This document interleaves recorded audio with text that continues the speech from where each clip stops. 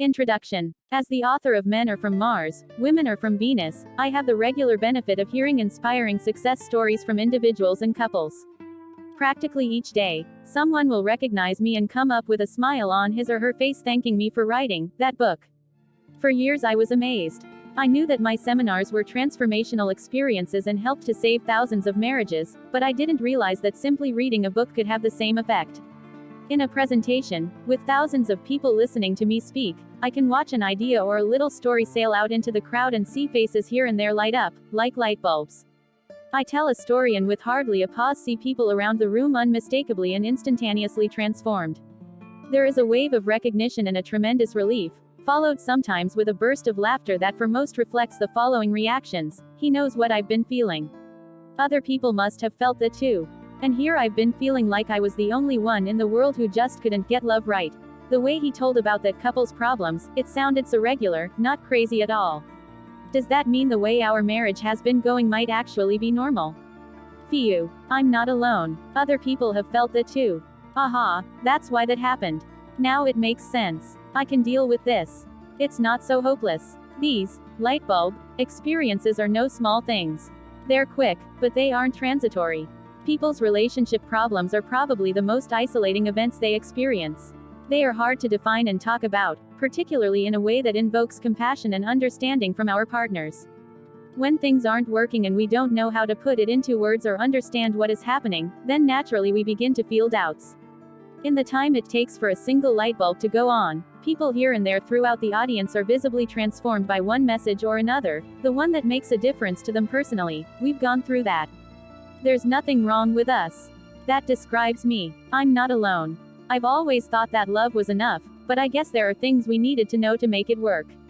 In my seminars, I invite individuals and couples to stand up and share examples from their own lives.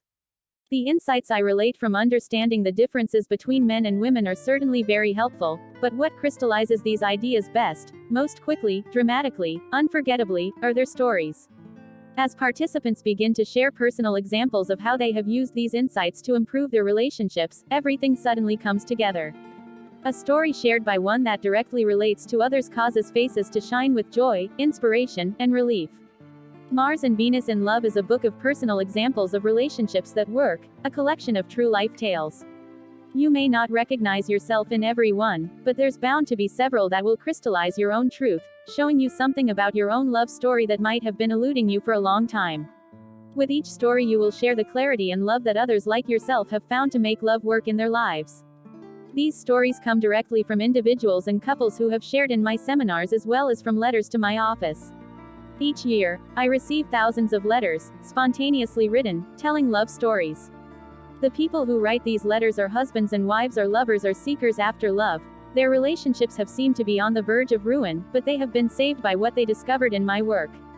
Some are readers or listeners who have loved their partners deeply, but who have, through my books, tapes, or seminars, found ways to enrich their love relationships beyond all imagination and expectation. Some are single people who had longed for love in their lives, but had never quite attained it, until they learned to identify and appreciate the differences between men and women. Sometimes, at the end of a letter they would write, "If you think my story could help others, please feel free to use it as you wish." One day, in thinking about it, I realized that it was a very good idea. If true stories and examples could have an instantaneous and permanent transformative effect in face-to-face encounters in my seminars, why not assemble an array of them in a book? Mars and Venus in Love covers the basic ideas presented in my books, tapes, and seminars, but in a real-life way from the inside, giving you the opportunity to see yourself in the stories of others and to recognize your patterns in the circumstances they describe.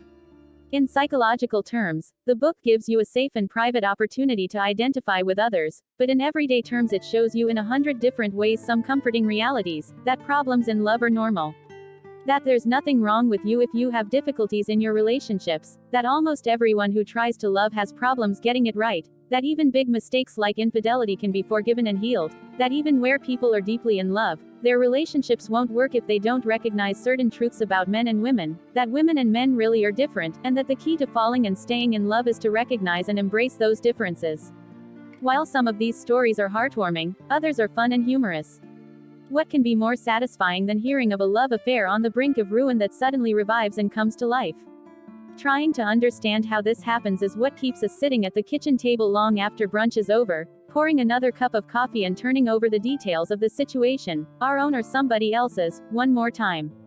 I'm hoping that the experience of reading this book will be for you like lingering over the end of a meal, thinking about love, and suddenly lighting up, like a light bulb, with the realization that, oh, that's me, or, look at this, honey.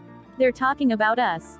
Chapter 1. Mars and Venus in Love. Imagine that men are from Mars and women are from Venus. One day, long ago, the Martians traveled in their spaceships to Venus. When they arrived, it was love at first sight. Both Martians and Venusians fell madly in love, married and lived happily ever after, that is, until they decided to visit Earth. At first everything was perfect, but after some time the effects of Earth's atmosphere began to take hold. Both men and women experienced selective amnesia. They forgot they were from different planets. Without an awareness of how they were different, the Martians began to think the Venusians needed to be fixed, while the Venusians thought the Martians needed to be improved. As they set out to change one another, the love they originally felt started to disappear. Although most of the Martians and Venusians forgot they were different, some were spared. These lucky ones remembered that they were from different planets. With this special insight, they continued to grow together in love. Although most of the Martians and Venusians forgot they were different, some were spared. They continued to grow together in love. This one realization, that men are from Mars and women are from Venus, has been the missing key for thousands of couples to experience increasing love, better communication, and lasting passion in their relationships. Unrealistic expectations. When we mistakenly think men and women are the same, then suddenly our relationships are filled with unrealistic expectations. Women assume men will do the things women do when they love someone. Men assume women will react the way a man would react when he loves someone. Without clear insight into the ways men and women respond differently, it is no wonder that our feelings get hurt and we end up battling with the one we love most. When we mistakenly think men and women are the same, our relationships are filled with unrealistic expectations. Through understanding and remembering that men are from Mars and women are from Venus, we begin to interpret our partner's behaviors and responses in a new light. The old war between the sexes becomes instead the misunderstanding of the sexes. Something very magical takes place in our relationships. Our hearts are filled with the warm glow of forgiveness and inspired by a new sense of power to realize our hopes and dreams. Suddenly our relationships look very different. We see that our partners are struggling to be loving and in their own way doing their best. With this new insight, we are able to recognize our partner's many attempts to be loving. The clouds of confusion, frustration, and disappointment begin to clear, and suddenly their actions and reactions start to make sense. The old war between the sexes is in truth a misunderstanding of the sexes. When we can see clearly our partner's loving intention, our relationships automatically begin to change. Instead of feeling rejected or unappreciated, we begin to see the love that not only was always there but is still there. An overview of stories. With this important insight, thousands of couples have discovered how to rekindle the love in their relationships in their own unique ways. Throughout Mars and Venus in Love, we will explore their heartfelt and inspiring stories. In their own words, we will share in their successes and learn from their mistakes. The stories in each chapter will bring you new and crucial insights. While many of these ideas are already outlined and explained in my other books, hearing these stories will assist you in pinpointing some of your own feelings and experiences, and in some cases give you new ways of creating the relationship you want. It is important to note that not everyone will directly relate to each of these stories, nor should you. Not everyone fits these general descriptions of how men and women are different. These stories were selected because many men and women do relate. As you find yourself or your partner described again and again, you will have a reference point for discussing these ideas with your friends and family and in your intimate relationship. In Chapter 2, Men Are From Mars, Women Are From Venus, the stories explore how a deeper understanding of the ways men and women differ generates lasting love. Simply remembering that we are different from one another frees us from feeling rejected and unappreciated, and inspires a willingness to take the time necessary to understand our partners and get what we need. The stories in Chapter 3, Men and Their Caves, illustrate how a woman's understanding of a man's healthy need to withdraw into his cave can dramatically improve a relationship. Many women have discovered that accepting a man's need to withdraw at times frees him to be a better listener. And other women find that when they accept a man's need to withdraw, he comes out more often. In Chapter 4, Speaking Different Languages, the stories illustrate how differently men and women communicate, and how different is their understanding of why we talk at all. Both men and women use language to make points and solve problems, but women also use language to discover what they want to say, to talk out their feelings, and often to experience greater intimacy. The stories here show communication improving dramatically as men and women come to understand these differences. Chapter 5, The Martians Are Coming, relates stories of relationships so wounded that they were on the verge of dissolving, and yet, based on new insights into the differences between men and women, were healed and began to flourish. Here we see women and men growing in love and finding ways to get their needs met and to meet their partner's needs, where before all was confusion and resentment. Chapter 6, Greetings from Mars and Venus, shows the different ways in which women and men give love. Without a clear understanding of these differences, we are frustrated and disappointed in our experiences of love. The stories here serve as real-life examples showing men the importance of making a woman feel cherished, and women the value of expressing appreciation for their mates and their accomplishments. Finally, in Chapter 7, Mars and Venus Together Forever, we look at particularly difficult problems at the heart of some marriages: abuse, addiction, deceit, and infidelity. The stories here are memorable not only for what they show about the profound effect of such problems on love, but also for their revelations of the paths away from heartbreak and toward strong, healthy, loving relationships. In each chapter of Mars and Venus in Love, you will discover new ways to integrate and apply this new understanding of the differences between men and women. Each story will bring an increasing awareness of how to solve the inevitable problems and conflicts that arise not only in our intimate relationships but in all relationships. The magic of sharing stories. By hearing these relationship stories, to the extent that you can see yourself or your partner in each story, your own understanding of what makes relationships more loving will be automatically reinforced. As you focus on what makes relationships work, those qualities spontaneously become enlivened. As you discover what may be missing in your relationship, instead of just feeling a loss, you will be inspired by new possibilities of finding fulfillment. As you begin to laugh at your own mistakes or your partner's mistakes, old resentments are released and your heart is filled with the magic of love and forgiveness. Whether you are inspired by these success stories or simply grateful for the love and understanding you already have, sharing in the personal transformations of people like yourself, as they grow in their ability to love and respect each other, as a nourishing and enriching experience. Chapter 2. Men are from Mars, women are from Venus. Men and women are different. So different that at times we could be from different planets. Remembering this single idea frees us from blaming our partners and helps us to take the necessary time to understand our partner's needs. Rather than perceiving our partner's different ways of acting and reacting as signs of weakness, or as neurotic tendencies that need to be corrected, we can begin to love and accept our partners the way they are. In each of the following stories, men and women share how helpful and reassuring it is to begin understanding the differences between men and women. We are not alone. Barbara told me this. Roger and I are wonderfully in love today, but it was not always that way. We had constantly felt a tug-of-war feeling. There were so many things that he did that bothered me. When I read Men Are From Mars, it was like John Gray had been following us around in our home. What we thought were our own conversations were written in his book. I had thought it was just us. To know that others were having the same experiences was immensely helpful. To discover that many other couples are having the same experiences freed us from blaming each other. To discover that many other couples are having the same experiences freed us from blaming each other. Each time there was a problem, I no longer concluded that something was wrong with Roger. I didn't feel powerless to get what I wanted, and most important, I stopped interpreting Roger's behaviors as signs that he didn't love me. Learning to back off. Nell wrote, "My husband, Stuart, is the strong silent type. He is very Martian. I could never know what he was feeling and it made me incredibly insecure. I felt I had to know. How could we ever connect if he didn't share? How could I make things better if I didn't know what was bothering him? I knew something was wrong, and if he didn't talk about it, then things were only going to get worse." And sure enough, we didn't talk and things got worse. In my attempt to make things better, I was making things worse. I never imagined that my trying to get him to talk was making him pull away more and more. When I read about how Martians go to their caves, it helped me understand how in my attempt to make things better, I was making things worse. When I began to back off, everything changed. Stuart started being in a better mood. When he was out of his cave, he was much more attentive and interested in me. I know without this one insight we would still be at war. Learning to listen. Chuck said, "Learning to listen was the most important gift I received from understanding women are from Venus." I had always heard that communication was the most important element in a relationship, and I thought I was a great communicator. As a matter of fact, I am a professional communicator, a radio interviewer. Why, then, was my wife so frustrated with me? Why had she stopped talking to me? Every time she would talk, I would jump in with my solutions. I, like most men, became focused on solving the problem.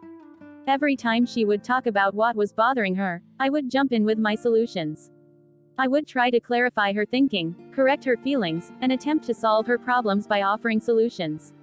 I was attempting to solve her every problem except the one problem that she really wanted solved. She was really needing me to just listen. She had been saying that for years, but I never really understood what she meant. I thought, just listen, meant I should let her finish her point before I give my solution. Now I just listen, I refrain from giving solutions, and suddenly she feels heard. Doing less and falling in love. Marge recounted, when my friends kept insisting that I read John Gray's books, I resisted at first. I didn't want to hear a man telling me what more I should be doing to make my relationship better. Why is it that women are supposed to do all the work to make a relationship better?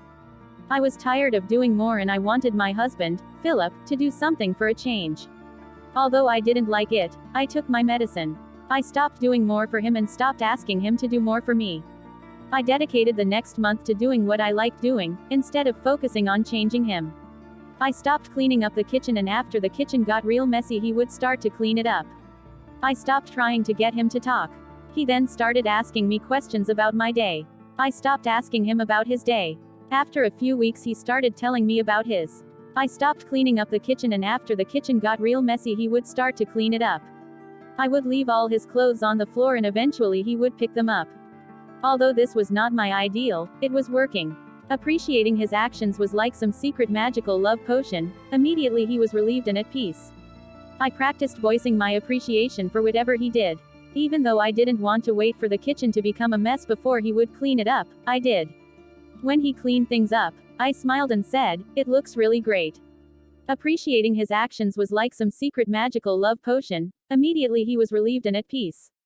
I would have never imagined how much easier it could be. With this one change in my behavior, he changed. Then I started to feel in love again. Yes, I had to make a change, but it was not what I thought it would be. I had to let go of wanting things to be a certain way. Yes, our house is messy. Yes, he stays in his cave sometimes for days. But when he is out, we are in love, and this is priceless to me. Yes, it is hard for me to hold back from doing everything and then resenting him for not helping or caring. But when I experienced that it works and that we are more in love than ever, it became much easier. It is well worth the price. Starting over. Judy shared, between the two of us we have had 6 marriages. This is the 3rd for each of us. Now, in 3 days I'm going to be 52 years old. If I'm not going to have the best possible relationship after all this time and all this work, why have one at all? I'd rather be on my own than have a compromised relationship. When Ken and I married, I was 42, Ken was 51. Adults. Grown-ups. We married to make the next level of commitment in both of our lives. By marrying, we were showing each other the level of commitment we were interested in having. And not having. Here's what led up to it. After 15 years, my first marriage ended in divorce. I just had no knowledge about how to have a good relationship. My parents fought all the time and showed very little respect for each other. I thought that because I was intelligent I could do something different, but it happened all over again. After getting a divorce, within a year and a half I was married again. He was a nice man, but again it didn't work. At least this time I didn't stay 15 years. Although I was confused, it was becoming really clear to me that I just didn't know how to do it. When I stopped giving him helpful advice, he started to listen to me. Then, Ken came into my life and everything changed. We met while attending a seminar on communication with John Gray. For the first time in my life, I started to understand men and what was happening in my relationships. I think I started to learn how to talk to men so that they would listen. When I stopped giving him helpful advice all the time, he started to listen to me. Now we've been happily married 10 years and I know why. We communicate, and we know how to honor each other as different sexes. We know how those differences work. I no longer assume that it should be easy for Ken to understand me. Sometimes I don't understand myself, so how should I expect a Martian to? When he listens and tries to understand me, I really appreciate that he tries. I thought if he loved me, he would automatically want to connect with me through communication. Before Ken, I would just expect a man to listen and understand. I thought that if he loved me, then he would automatically want to connect with me through communication. I didn't know that men connect through doing. When Ken feels like he is doing something for me, then he starts feeling connected. Passively listening makes a man feel like he is not doing anything to help. He easily becomes bored, impatient, distracted, or uninterested. Through sharing my appreciation for Ken, he is reminded that he is helping. It not only makes him happier, but it also reminds me not to take his support for granted. I also don't expect myself to automatically accept and embrace all our differences. It is tough sometimes, but now I feel compassion for me for having to deal with someone so different from myself. Although we are different, his way is just as valid as mine. I don't need to be fixed, nor does he. Remembering men are from Mars and women are from Venus helps us to respect our differences and not try to ignore or deny them. Ken and I went through the 80s, when men and women were supposed to be exactly the same. Now we know that is not right. We found out that we weren't the same at all. But we also learned that one was not better than the other. Although we are different, his way is just as valid as mine. I don't need to be fixed, nor does he. I think there's a way men and women were meant to be. Not just so we can make babies, but in other ways as well. In the years gone by, we've all gotten far away from our different natures. Through loving Ken just the way he is, I am brought back to loving and accepting myself. It's taken 52 years and I am most grateful. Growing together in love. Fred told this story. I kept hearing the name Mary Wright. Mary Wright. She's done John Gray's work. You'd like her, people told me. I was becoming involved in John's seminars by then and using his work in my psychotherapy practice, so I guess it made sense to think I'd like Mary.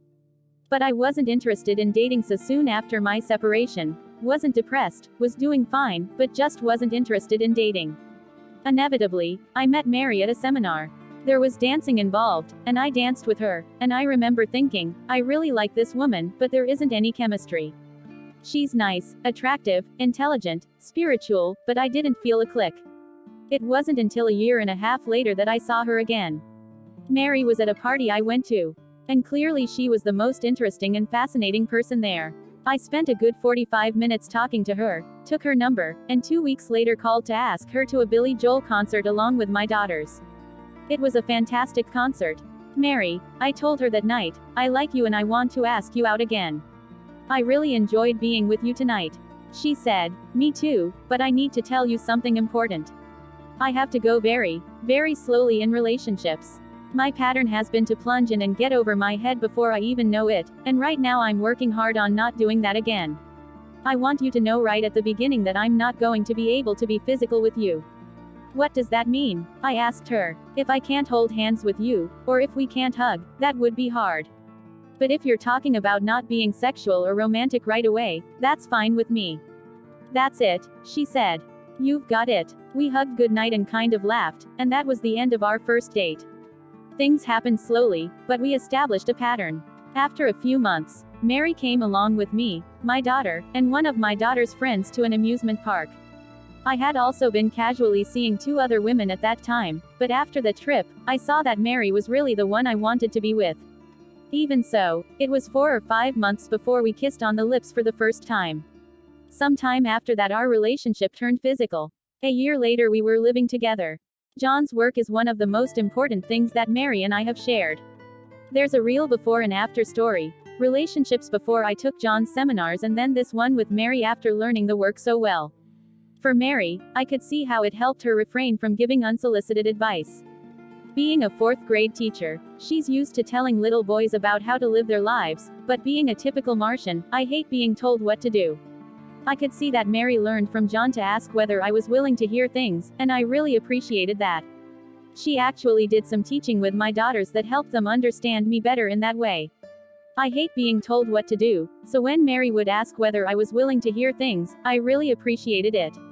As for me, by far the most valuable key to the success of our relationship was my learning how to listen to Mary's feelings and not invalidate them. Even though I was a therapist, John's work uncovered in me the fact that I had a lot to learn in this way. Men have been discounting women's feelings for so long that they are not even aware they are doing it. Sure, that might be how you feel, they respond, but let's get logical, okay. To really become as good a listener as I thought I was, I had to learn how to hear a woman's feelings without putting them down. Men just discount women's feelings. I had to learn how to hear a woman's feelings without putting them down. There's a cultural reason that explains why men put down women's feelings. Males are in a kind of men's club, from the time they are little boys on up. They believe that boys are better than girls, smarter, stronger, and so forth, and they hear older men, fathers, uncles, grandfathers, and brothers put down women and women's feelings. So boys grow up without any understanding or depth of appreciation of feminine wisdom. Like most men, before doing John's seminars, I never realized that I had a hidden contempt for women and their thoughts and feelings. I guess I started really listening to women seriously before I met Mary, but Mary was the first woman other than my daughters with whom I was able to put this new level of listening into practice. And it isn't until a man starts to listen, I know this from my work as a psychotherapist, that women give up the anger and contempt they have for men.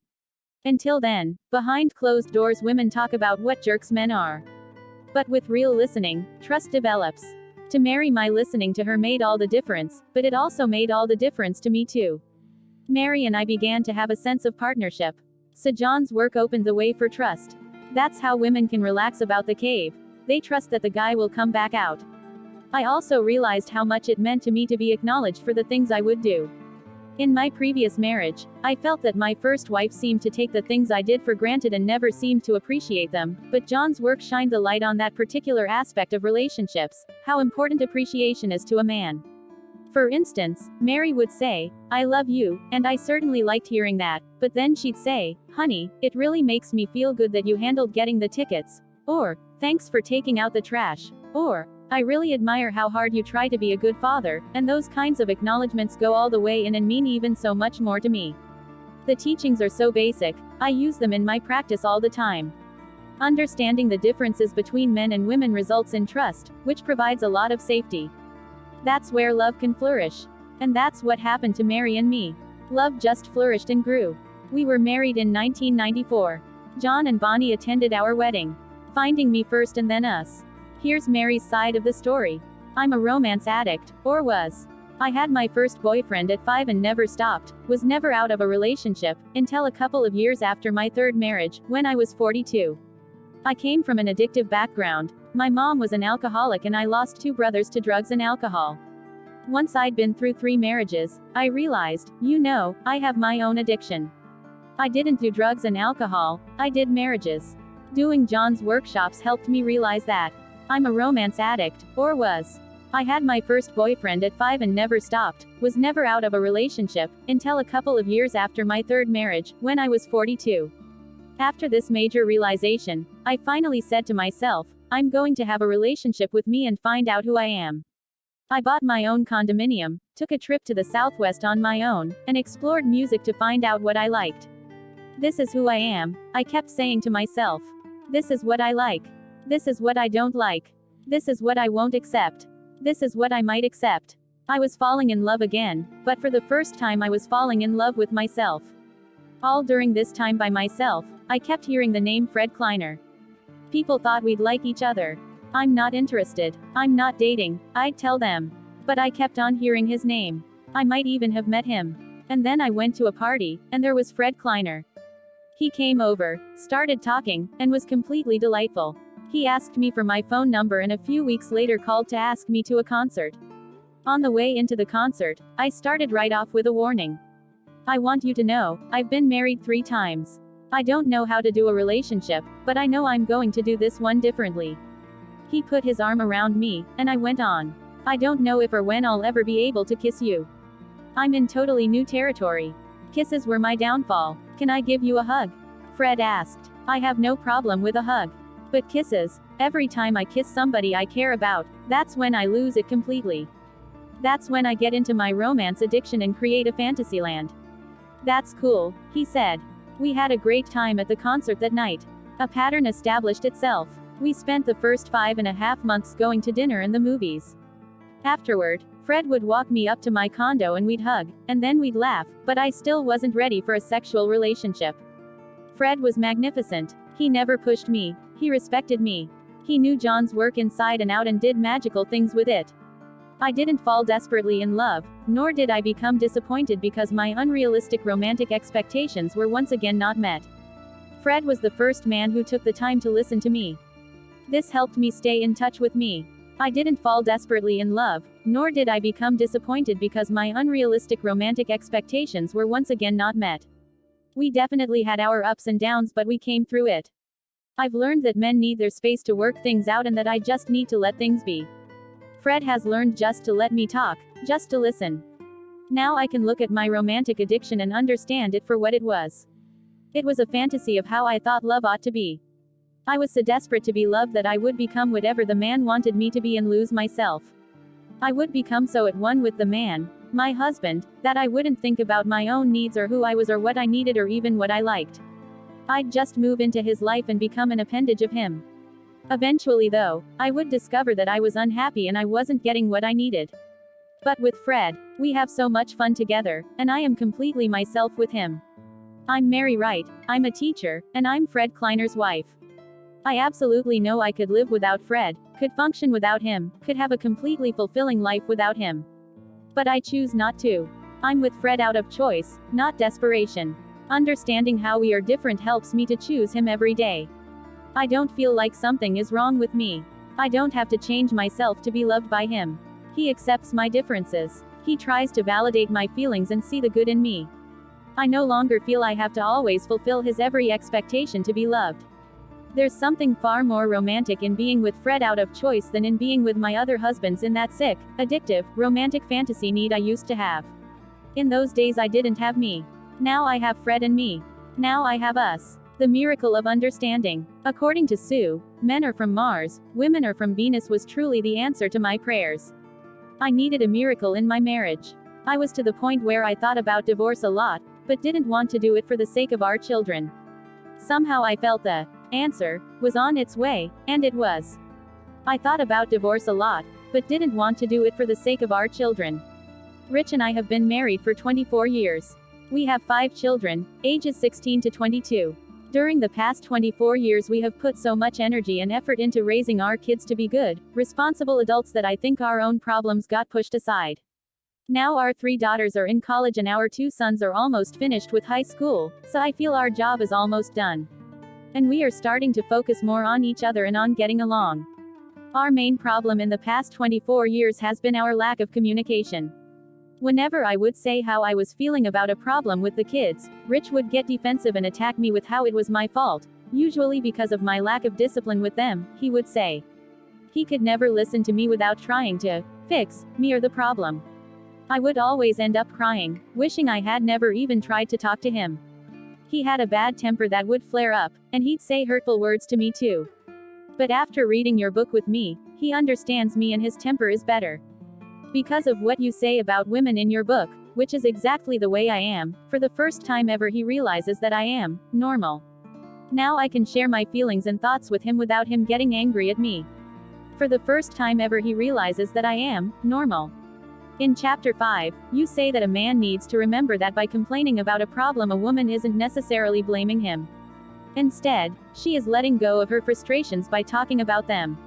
You say that women talk about their problems to feel better, whereas men go into their caves to solve their problems alone. When we realized that this was what we were doing, our marriage was on its way to recovery. As we read each chapter, we got excited about the changes that were taking place in our lives. When I'd get home from work, Rich would actually sit down with me and ask me how my day went, and listen to me talk. This was something I needed that he had learned from your book. In chapter 10, when you tell about how a woman keeps score, and how the little things a man does mean just as much as the big things, this rang so true with me. I was keeping score all those years in my mind and didn't even realize I was doing it. And I always had a lot more points than Rich, so the score was always uneven, which caused me to resent him a lot. I was always sick with the resentment flu. Wow, I had built up so much resentment in my heart toward him that it poisoned our relationship, and one day I said to him, I have love for you, but I don't like you as a person anymore. I wasn't in love with him anymore because of all the resentment in my heart. I wasn't in love with him anymore because of all the resentment in my heart. It was just a few months later that we received your book as a gift from Rich's brother, John, who lives in California. He had heard you speak on relationships and liked what you said, so that's how we got your book in this frozen Northland. It was 20 below zero this morning. After reading your book, I wrote Rich a 9-page love letter and put all my feelings down on paper. I learned that by writing down my negative feelings, they lose power so that positive feelings can emerge. I did the P.S. response part, too, that you talked about in chapter 11, writing the response to my letter that I wanted from Rich, and this is what helped me the most. This is where the healing truly began in my heart. His very loving apology letter started to heal my hurt feelings. When I showed Rich my letter and his response, he responded with a very loving apology letter that started to help heal my hurt feelings too. We discovered new things about each other from this. I found that the best way to communicate with him was by writing love letters. Even today, if I am really upset and try to tell him my feelings, he usually blows up at me. So now I know that it's best to write them down. Without this method, I would have died from the resentment flu, which was caused from getting my feelings hurt so many times when I was trying to talk to him. Our relationship has improved a lot in the last 2 years, since we read your book. Now we understand each other better. We understand why we both act the way we do. I believe that the truth in your book saved our marriage. For this I will be forever grateful. Now the score is more even at our house, as Rich does the laundry, some cooking, and helps out more with all the little things that make a big difference in a marriage relationship. We still have our ups and downs, but we are on the road to recovery and there is hope for our marriage again. Chapter 3. Men and their caves. Without a doubt the most important and useful information for Venusians about Martians is understanding men and their caves. The insight, that a man can love his wife but sometimes not want to spend time with her, is quite surprising for many women and generally very foreign to their nature. When a woman is in love with her man, she looks forward to spending time together and sharing. Even if she is feeling stressed, she still looks forward to sharing the details of her day with the man she loves. For her, talking and sharing helps to sort things out and release the burdens of the day. It creates intimacy and simply makes her feel better. For her to connect with her partner and receive his support is one of the major benefits of a relationship. It just feels good when someone who cares also understands what you go through. The more a Venusian loves a man, the more she wants to share with him. It is very frustrating and disappointing when her beloved Martian comes home and has literally nothing to report. When she asks if something is bothering him, he says, "It's nothing." She doesn't understand that he means, "I'm in my cave for a while, I would rather not talk right now. After a while I'll be out." A woman mistakenly takes it personally and feels rejected when a man pulls away into his cave. Without understanding that men are from Mars, she can't help but take it personally. She assumes he must not love her if he doesn't want to share with her. Understanding and accepting a man's cave time is essential for every woman who lives with a man, or plans to one day. Although this is much harder than it sounds, these examples may make it easier. He still loves me. Janet related, when a girlfriend is mad at me she doesn't want to talk. On Venus, not wanting to talk is the clearest and most definite sign that there is a big problem in the relationship. So when my husband, Carlos, didn't want to talk, I would begin to panic. I would worry about what I had done. Then, after feeling bad for a while, I would get mad that he was rejecting me and I hadn't done anything wrong. Then I would feel hurt. Put most simply, when he went to his cave, it was very difficult. When I would want to talk, and he didn't, he would either become bothered by me or just get distracted. When I said he wasn't listening, it just made things worse and we would argue. Even though he would tell me nothing was wrong, I didn't believe him. I knew that whenever I didn't want to talk, something was wrong. Reading about the cave has made such a difference. It was a relief to know he still loved me. I couldn't accept that he loved me until I learned that it was not just him, that all Martians regularly go to their caves. I couldn't accept that he loved me until I learned that it was not just him, that all Martians regularly go to their caves. I was so relieved to discover it didn't mean he loved me less. Before this insight I had felt he didn't love me as much as I loved him. Now I just wait for him to come out of his cave and then I talk. He is usually much more interested. I am so grateful to finally understand my Martian. It's not my fault. Anna shared, when he was in his cave I always thought I had done something wrong, I thought it was my fault. This made me feel guilty and then I would try to be more pleasing to him. I did everything I could think of. I would try to make the house really clean, I would make his favorite meals, I would not ask for anything more, and then, when he would still go to his cave, I would become very resentful. When he was in his cave I always thought I had done something wrong, I thought it was my fault. Nothing I did seemed to make a difference. After a while I started to believe that it was my fault that I married the wrong man. Now I am relieved to know I just married a Martian. Instead of doing more for him when he is in his cave, I just ignore him and do things for me. I am still surprised that he is not angry with me. He likes when I give him lots of space. I would prefer to be closer more of the time, but this sure beats resenting him. It gives me hope to know that as a man matures he gradually needs less time in his cave, and as a woman matures she becomes more autonomous and less needy at those times when he is in his cave. I think that the less it bothers me that he is in his cave, the less time he spends in there. The less it bothers me that he is in his cave, the less time he spends in there. Venusians need caves too. Laura had a terrific insight. Learning to simply accept my partner's need to spend time in his cave has not only created peace in our relationship, but it has taught me something very important about myself.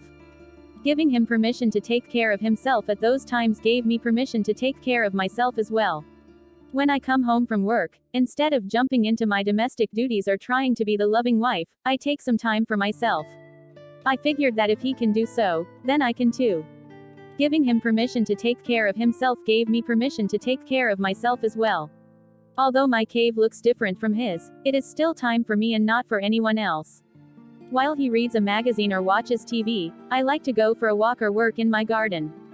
That is my cave. Ironically, by learning to embrace his cave time, I started giving myself what I had always needed but had never given to myself. P.S. I am still a Venusian, however, when we are out of the cave, I like to take the time to talk and now he listens. I need more space. Carol had another point of view. About withdrawing into the cave, it's funny. It's me that does that more than Jack. I need much more privacy than he does. While he was married for all those years, I spent some of my happiest years alone. I seem to need more space. I do think he resents that I go into my cave sometimes, but I've learned to reassure him that I'm going to come back out. It's not really an issue as long as I remember to appreciate the things he does for me. He knows that if I am not attentive to him and his needs because I am in my cave, it is certainly not that I don't appreciate all that he gives me. I'll be back. Janie described how she and her husband changed their behavior. After reading your books, my husband, Pat, made one small change that has made a big difference in our relationship. He understands that his cave time is hard on me. He realized that his pulling away was hard on me. I don't mind working to let him be in his cave, as long as he realizes that it is hard and sometimes it still hurts. When I feel neglected and ignored, he doesn't use the cave as a defense or excuse. Instead, he tries to listen and then plans some special time for us. When I feel neglected and ignored, he doesn't use the cave as a defense or excuse. He doesn't have to give up the cave, but it is nice that he shows that he cares about my feelings. Another way he shows me that he cares is when he says, "I just need to go for a drive. I'll be back in a little while." This one comment, "I'll be back," makes it much easier and I love him for it. Coming back from the cave. Tom revealed his self-doubt. "I have been married 36 years and I always thought something was wrong with me. When I heard other men also have a cave, I burst into tears. I had thought I would never be able to really love a woman. I had always felt like such a disappointment to my wife. I would try to be caring and attentive, but inside I just didn't feel it. Nobody ever told me it was okay at those times to just go to my cave. Now, when I don't feel warm and loving, I just stop trying and instead do something that I like doing. Many times I just take a nap or go to the movies with a buddy. Then next day, the spell is broken and I am back to loving my wife again. When I pull away, she doesn't feel so disappointed either. That is a relief. If I've been in the cave for a few days, when I'm back, I do something special, like bring her flowers or clean up the kitchen. I am so grateful that she understands me now even though she doesn't like it very much. After I go to my cave for a while, I always make sure that when I'm back I do something special or show some affection. If I've been in the cave for a few days, I make sure to bring her flowers or clean up the kitchen when I'm back. Doing little things make a big difference and it also lets her know that I am in touch with my loving feelings again. Having fun with the cave. Kyle had a clever solution. Before taking John's workshop, I would go into my husband's cave and want to decorate it, put up pictures of myself, leave hair clips and nail polish lying around. Though I didn't know it, this was a major violation in Martianville, and Gary kept taking my nesting objects out of his cave. Why didn't he want to be surrounded with the essence of his loving wife? I wanted to know. With an understanding of the cave, I could let go and give him what he needed. Gary was excited to know that it was not only okay but mandatory for him to create his own space. One day I came home and heard an intense drilling noise in the back part of the house. It turned out that Gary had put a deadbolt lock on the room he had designated his cave. Now he could actually lock himself in. Gary was excited to know that it was not only okay but mandatory for him to create his own space. On the outside of his door I hung a big ugly gorilla in the form of a doorbell ornament. Every time you press the button, the gorilla's red eyes light up, his mouth opens, and he makes a roaring sound. Gary threw out my nesting stuff, but he rather liked the gorilla. He and I both understood. We added fun to the cave idea and I learned not to take it personally. Gary needs his cave time. When the door is locked, I don't attempt to enter. Accepting the cave. Rose told how she came to understand the cave. Before I read your book, I was doing everything wrong. When my husband went to his cave I had to follow. I thought I was doing the right thing. I thought it was my job to go in there and get him. If I didn't, then I wasn't a loving wife. For over 20 years I have tried everything to get into his cave. I used dynamite to get in. I was a real cave buster. I used dynamite to get in. I was a real cave buster. But when the smoke and dust would clear, I looked around in his cave and he still wasn't there. He was busy digging tunnels to escape me. Now I just let him go in there. He comes out all on his own. I've learned the hard way. Anything I do to get him out only makes things worse. When he goes to his cave, I go shopping. We are both so much happier. We are in love again. Flying caves. Lynette confessed, I used to be so hurt when Chris would leave each week for his job. We could spend a wonderful romantic weekend together and then the next day he was off. I was hurt because I thought he loved his work more than me. Even before he left, I started missing him. I was sad but he was happy and excited. I just couldn't understand why he didn't want to spend more time with me. Learning about Martians and their need to be on their own, independent and adventurous, helped me not take it so personally when he was excited about leaving. When I learned about the cave, I realized that flying off in airplanes was his way of going to his cave, a flying one. Now, when he is excited about leaving, I realize it is not that he is excited about leaving me. It is that he is excited about going off on an adventure. Instead of resenting it when he leaves for a few days, I appreciate that he gets his cave time so that when he is with me, he can be fully here. Changing expectations. Krista explained, understanding men and their caves changed all my expectations. When he seems distant and aloof I don't panic. It is temporary. I just say, cancel, to all my automatic responses like, it's my fault, I did something wrong, he doesn't love me, I failed him in some way, he doesn't care for me as much as he used to. Now I know he's just doing his Martian thing. It has nothing to do with me. It just means that he has little love to share and that he is taking the time he needs to feel better about himself. He is taking the time he needs for himself so that he will be able to give me the love and attention that I need. The man of my dreams. Lucy recounted, on May 30, 1991, I met the man of my dreams. His name is Peter Clark. We married a year later, and are now raising his 3 sons. I am in love with him still. Each morning I am awakened by a man who reaches out for me before he starts his day. And at the end of each hectic day, we are happy just to be in each other's arms again. He understands my Venusian needs and I have learned about his Martian needs. Life is worth living when Venus and Mars are in love. But bliss takes work. And, sometimes, skill. Peter has many special skills that make me a happy Venusian. For instance, my husband listens to every word I say. I know, you couldn't possibly believe me. It is so un-Martian. Yet when I ramble on for minutes, half hours, even hours, he listens patiently as I relive and replay every thought and emotion and detail that I went through. He doesn't fidget or get distracted or make me feel that I am imposing on him. He just listens to the whole thing. He doesn't even offer advice or insight. Peter has been a listening Martian since day one of our relationship.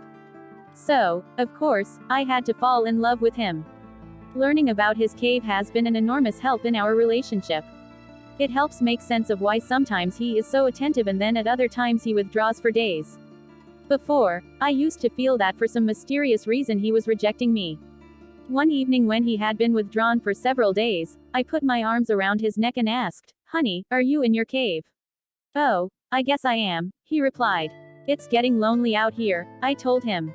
"Oh, I'm sorry." And after just a moment's hesitation, he added, "But I just want you to know that while I was in my cave, your picture was on the wall. But I just want you to know that while I was in my cave, your picture was on the wall." Wow, spoken loud and clear, right to my Venusian heart. As far as I was concerned, he could go back in his cave for a week, and I'd still know our relationship was important to him. Commitment in action. Pam had a story that lasted 35.5 years. I wanted to share our love story because of its perspective on commitment in action. First, let me introduce myself and my husband. We have been married for 38.5 years and have 5 children and 5 grandchildren. We have had 3 major career changes, from teaching to owning our own electrical business to pastoring 2 churches. When we grew to love each other and married, in 1957, my husband had 4 years of college behind him and 2 left to go before graduation. He had changed his major. He then went on after his degree to obtain a master's, doctorate, and second bachelor's degree. Those early years were marked every 2 years by the birth of another baby. Still, we remained very much in love, with lots of chemistry and passion. By today's standard, we married too young, 20 and 22.5. But we understood the full meaning of the word, commitment, and both agreed it meant a lifetime, no matter what. That commitment has helped us to make peace with our differences. Commitment has helped us to make peace with our differences. We learned after a few years of marriage, to our surprise, that we were totally opposite. He is Mr. Clean and I'm the Queen of Clutter. He likes to finish everything, I'm open-ended. He has to be alone to charge his battery. I hate to be alone more than an hour or so. Although there was conflict, our commitment to make our marriage work helped us to find a solution. The solution always required once again learning to accept and allow the other person to be himself. It gives me comfort to understand that when my husband goes into his cave to figure things out, he is being a man, that his retreat has nothing to do with me and that he will be back. We have even joked about him wearing a sign stating, "In cave, out of cave." Once I unknowingly ventured uninvited into his cave and attempted to help him solve a computer problem. Oh, what a mistake. At least I was able to realize why he was so annoyed. I have gradually learned to accept that he has to be alone to charge his battery, while I hate to be alone more than an hour or so. Learning to accept and allow Warren to be himself is a growth process. Differences are not wrong. They keep the passion alive. Warren's need to pull away does not mean he is not committed to our relationship. Our love for each other has grown, blossomed, and ripened. We have weathered the challenges of education, 3 major job changes, 5 children, male and female differences, personality and temperament differences, and now, at present, aging parents. Only to pay tribute to the word and process of continual commitment to each other, our love, and making it work. It takes more than love to make our marriage work. It takes commitment, education, skills, insight, and tools. We supplied the love and commitment, and John Gray supplied the education, communication skills, insights, and tools. He wouldn't call. Josie learned how to deal with a troubling problem. Most of the time, when Harold was out of town working, he wouldn't call. I couldn't believe that he didn't want to talk with me. I would feel so hurt that when he came home I wouldn't talk to him. I just couldn't open up after being ignored this way. This was even more confusing for him. He said, "If you miss me so much when I am away, then why do you reject me when I get home? It seems you would be happy to see me because now we can be together." His logical argument didn't go over with me. After reading Men Are From Mars, I was able to look at it differently. Before I would take it personally, but now I know it's not that he doesn't want to talk to me but that he is just focused on his work. Even though he doesn't call, he does look forward to coming home and being with me. I told him it was okay if he didn't call but that when he did call I would really appreciate it. Now sometimes he calls and sometimes he doesn't. It is no longer a sore spot. When he does call, though, I don't just take it for granted, I make sure to let him know how glad I am. Controlling anger. Carolyn described improved communication with her husband. I am 29 years old and currently a student full-time. My husband, Frank, is 36. Since reading Men Are From Mars, our way of communicating has changed. Let's go back to January 1994, when we'd been together for 10 years. Frank and I truly loved each other all those years, but we had some serious problems. He was a very short-tempered, angry individual, and I was extremely critical and demanding. In January 1994, we experienced the biggest, meanest, and, yes, most violent fight of our relationship. We separated, knowing that we loved each other very much but were just not doing it right, communicating and sharing. Frank joined an anger management group, and I started seeing a therapist. 8 months later, we were happy to say that the dysfunctional part of our relationship had disappeared. Frank was able to use different techniques, For example, timeouts, physical release methods, and so on, to control his anger, and I learned that my judging and critical comments were my own insecurities surfacing. We experienced the biggest, meanest, and most violent fight of our relationship. With the big obstacles out of the way, we thought our relationship would be perfect. Ha ha. We started having bigger problems. Communication problems. Frank would constantly go into his cave, and I would become resentful and proceed to pull him out. These very serious problems started making us doubt our true love for each other. Luckily, my therapist recommended that I read Men Are From Mars. Frank and I made a commitment to read a chapter together every week, but even in the first chapter we were hooked. And since that time, our lives have changed. I let him stay in his cave and know that he is doing what he needs to do so that we can talk later in a more understanding and compassionate manner. We still have arguments, but we learn and grow from them now. When I tend to go on and on, Frank understands that I really just need to talk to figure out what's bothering me. He remembers that we are from different planets and doesn't try to fix me. I also have learned that sometimes he will need to go into his cave. I now know that this doesn't mean he doesn't love me or that he won't come back. I have heeded Dr. Gray's advice, telling Frank, "You know, I'm beginning to feel restless and resentful, so I'm going to do something for myself." And I do. I go shopping or call a friend. This, in turn, takes the pressure off Frank. Just as Dr. Gray mentioned in one of his lectures, the more you practice daily communication techniques, the less often will the man enter his cave, and when he does go in, the less time he will spend there. You know, I'm beginning to feel restless and resentful, so I'm going to do something for myself. We still have our high-stress times. However, slowly we become better and better at handling our own emotions. Someone wise once told me, "Carolyn, it took you and Frank 10 years to build this pattern of communication. Give yourself at least half the time to learn, practice, and perfect it." Thanks to Dr. Gray, we have learned how to do so effectively and sincerely. We truly didn't know how even to attempt good communication before. Both of us learned from our parents that when you are upset with your partner you yell, get angry, hit, and never ever make yourself vulnerable by telling your partner that you're sad or hurt. Thank you, Dr. Gray, for writing a book that explains to simply be nice to each other. When you are not exposed to the right way to communicate in a relationship, you simply don't know how. Now we do, and often find ourselves referring to your book. My mind was glued to the job. Ross explained that he needed to change. My wife, Brenda, always used to complain that I wasn't listening to her. She was right. I would try to listen, but after a few minutes I went right back to thinking about projects at work. My mind was glued to the job. After reading Men Are From Mars, I realized that I didn't have a cave. When I would come home, my mind was still at the office. I needed some kind of diversion to help me let go of the pressures of work. I needed a cabatime activity. I needed some kind of diversion to help me let go of the pressures of work. Now when I get home I take about 20 minutes to play my keyboard or just listen to some music. It's all I need to relax and forget my deadlines. Then the next thing I do is find Brenda and see if I can help her or start a conversation. Now I can listen to her without being so distracted. She appreciates that I give her my full attention and she doesn't interrupt me when I'm in my cave. Healthy intimacy. Candace gained understanding. I always dreamed that one day I would fall in love with my Prince Charming and we would grow closer as we grew old together. But in reality, I would meet one man after another, but none fit my picture. All the men I met were afraid of intimacy. We would grow close and then they would grow distant. When would I find one who didn't need years of therapy? I wanted a man who could open up to me and share his heart and soul. I wanted to be a team. We would always come together to share our feelings, problems, and needs. Someone who depended on me and I on him. It seemed in every relationship after a few months the man would back off in some way. When I tried to get him to talk, there was always nothing to talk about or he would feel smothered. I was so surprised to find that these men were not afraid of intimacy, nor did they need years of therapy, they were from Mars.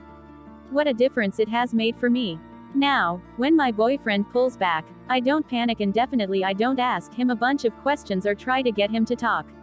Men were not afraid of intimacy, nor did they need years of therapy, they were from Mars. I am now in a beautiful relationship.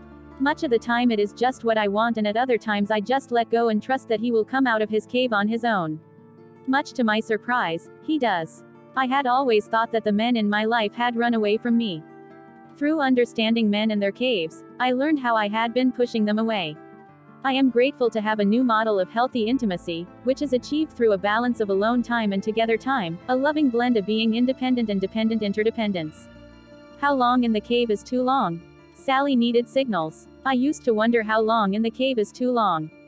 Gradually I realized that there is no right amount of time. Sometimes it is weeks and other times it is just hours. What was most frustrating for me was to not know when he was out. I didn't want to be ignoring him and giving him space if he was out of the cave. What was most frustrating for me was to not know when he was out of the cave. I liked your idea of having clear signals.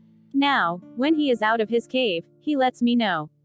He starts touching me and being affectionate.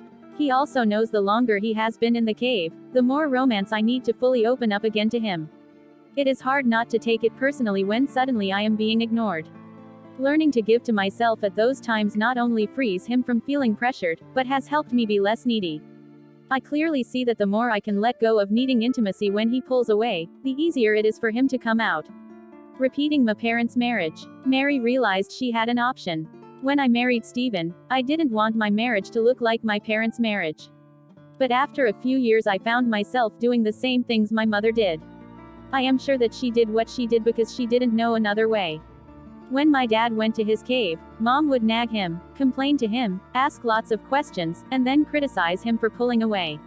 She blamed him for her unhappiness and eventually withdrew herself and stopped talking. When my dad went to his cave, Mom would nag him, complain to him, ask lots of questions, and then criticize him for pulling away. I promised myself that we would talk and work things out. But I still didn't understand the cave. So, when Stephen withdrew, I would try to get him to talk. Eventually I found myself nagging, complaining, and asking him lots of questions, just like Mom. I felt he was not cooperating and eventually started to blame him. I realized I had married my father and I had become my mother. When I read Men Are From Mars, I discovered that he was not my father, but they were both related, they were from Mars. Reading Men Are From Mars has given me a choice. Before I didn't really have an option, I just did what she did. Chapter 4. Speaking Different Languages. After men read my books or watch the videos of my seminars, many of them comment on one thing. For them, the most helpful insight involves discovering how women communicate for different reasons than men do. It sometimes seems that we are speaking different languages. Women use language, just like men do, to make points and solve problems. However, they also use talking as a way of discovering what they want to say. And sometimes they talk about their feelings in order to sort things out, as a means toward eventually feeling better. At other times, women feel a need to share and express their feelings, simply as a means to get closer, to experience greater intimacy. Men don't instinctively understand these various approaches, because men tend to use language primarily as a way of making points. When men talk about problems, they are generally looking for solutions. A man mistakenly assumes that when a woman talks about her feelings and problems, his role as listener is to efficiently assist her in feeling better by offering her solutions. Like a fireman in an emergency situation, he is impatient to get to the fire and put it out as quickly as possible. When she is upset, he wants to put out the fire of her feelings by giving solutions. When she is upset, he wants to put out the fire of her feelings by giving solutions. Learning to listen patiently, and not just passively, is a new skill for men. Yet repeatedly men report that keeping quiet and resisting the strong tendency to interrupt a woman with solutions has dramatically improved their relationships. Their partners are much happier and appreciative. Lucky is the man who discovers that satisfying a woman's need to communicate and be heard is the most important requirement in making relationships loving and harmonious. When a man is a good listener, a woman can repeatedly find the place in her heart that is capable of loving him and embracing him just the way he is. Making it easy to communicate. Art said, "I could never figure out why Lindsay would talk so much about the same problems, particularly when there was nothing I could do about them. It was a relief to know that I am not expected to solve her problems. It made it so easy to communicate. If I could just listen and not have to solve her problems to make her feel better, then okay, I could do that. After a long day of solving problems, the last thing I want to do is come home to another list of problems I have to solve. After a long day of solving problems, the last thing I want to do is come home to another list of problems I have to solve." When she would talk about problems, I always thought I would have to do more before I could relax. Now I just listen and relax, knowing that for her to feel better she basically needs to feel heard. Saying the wrong thing. Les learned to restrain his impulse to respond. When Gloria talked about her day with the kids, whatever I said was the wrong thing. She would feel misunderstood, unappreciated, and attacked. I couldn't figure it out. She was the one who wanted to have more conversations, but every time we talked we would end up feeling frustrated. She complained that I didn't listen, but every time I said something it made it worse. I learned just not to say anything. After a while, when she would talk, I would just begin to space out. I would get really bored and tired. It all sounded the same and I just wasn't interested. When she read Mars and Venus Together Forever, everything started to change. She told me she really appreciated me listening to her talk about her feelings and that I really didn't have to say anything. She told me that she really appreciated being able to share her feelings and understood that it must be hard for me just to listen, particularly since she didn't want me to offer her solutions. She went on to let me know that if I just listened and didn't say anything it would still be helpful. Now I don't say anything. Knowing that I am helping her makes a big difference. I like it when she says, "Thanks for listening, it really helps." It's different now that I know I am giving her what she needs by just listening. I am slowly starting to connect more and be more aware of her life, and be interested. I've learned I don't have to solve her problems and she will feel better. Now we both look forward to being together. She feels I love her and I get to be helpful. A blueprint for relationships. Danny understood why he and his wife argued. We had been married for 14 years. We loved each other but we would argue all the time. I thought Marcia was just being too negative. After a few years of counseling, we called it quits and separated. Then I read Men Are From Mars. For me, it was literally out of left field to hear that women needed to talk about their feelings and problems before they could get on to feeling happier and more loving. It was literally out of left field to hear that women needed to talk about their feelings before they could get on to feeling happier and more loving. I had always viewed her feelings as an unreasonable attempt to criticize me. Her feelings made me feel like she didn't appreciate anything I did. Learning about Venusians and their valid need to talk freed me to not take it so personally. I realized that I had been the negative one. She was just sharing her feelings and I was having a negative reaction.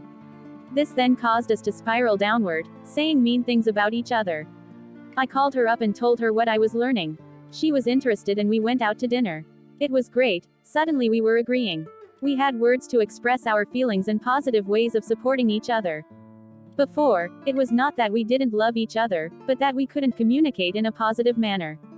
I really wasn't listening. Now I use Men Are From Mars as a blueprint for our relationship. You can't build a house without a plan. I think I just gave up because I didn't know what to do. Now I have the plan to build our relationship. I want to thank you so much. You have given me back the most precious thing in my life. Learning the customs on Venus. Martha had comments to make on listening. Recognizing that it was difficult for men to be great listeners helped me appreciate Roger's attempts at listening. Instead of feeling that he didn't care enough to listen, I now know that when he does give solutions, it is not that he doesn't care but that he has forgotten what I need. When he gives solutions, it is not that he doesn't care but that he has forgotten what I need. He is from Mars and is still learning the customs on Venus. Old habits take time to change. Instead of giving him a hard time, I just smile and say, "I just need to be real Venusian right now, you don't have to say anything." He doesn't get defensive but instead smiles and says, "Oops." And that's it. I go on and he listens. He apologized for being so insensitive. Margaret said, when I would talk about things that bother me, Tom would say either, "What's the point?" or, "Don't start." It would shut me down. After a while I just stopped liking him. After reading your book, he apologized for being so insensitive. He told me that he wanted to start listening and that he wouldn't cut me off. Wow, everything changed. Now I really look forward to spending time with him. Not only do I love him, but I like him as well. I didn't just want lip service. Jessica had this story. When I first heard John Gray talk about this, I didn't like it. The last thing I wanted was a man to listen to me if he didn't want to. I wanted a man to want to listen to me. I didn't just want lip service. I wanted a man who cared enough and really was interested in what I had to say. It seemed degrading to ask a man to listen when I could sense that he didn't want to. The thought of him occasionally nodding his head and mechanically saying, hum, really, was not my idea of intimacy. But I tried it and I was amazed. I did feel better. I didn't want a man to listen if he didn't really want to. I liked being able to talk without being interrupted. It had never happened before. No finishing my sentences, no solutions, no defensive comments. It was great. Now instead of feeling that he doesn't want to listen, I know that he is willing to listen because he wants to help. He may not really want to listen, but he does want to help, and for that I really feel loved. She had the problem, not me. Steve discussed his learning process. Whenever I would get together with my ex-wife, it was trouble. She said she couldn't talk with me. That was fine with me, but we shared 2 wonderful children. It was tearing them apart to see their parents rejecting and resenting each other. I didn't have a problem communicating, but she did. After all, she was the one who wouldn't talk to me, and I was a lawyer, a professional counselor. It was clear that I could put my feelings to the side and talk rationally. She had the problem, not me. I finally realized that if she didn't want to talk to me, then I must be a part of the problem. Using my legal interrogation skills, I was putting her on trial each time we talked. When she would share her feelings, I would interrupt repeatedly and correct her. I would explain away the reasons she felt upset about things.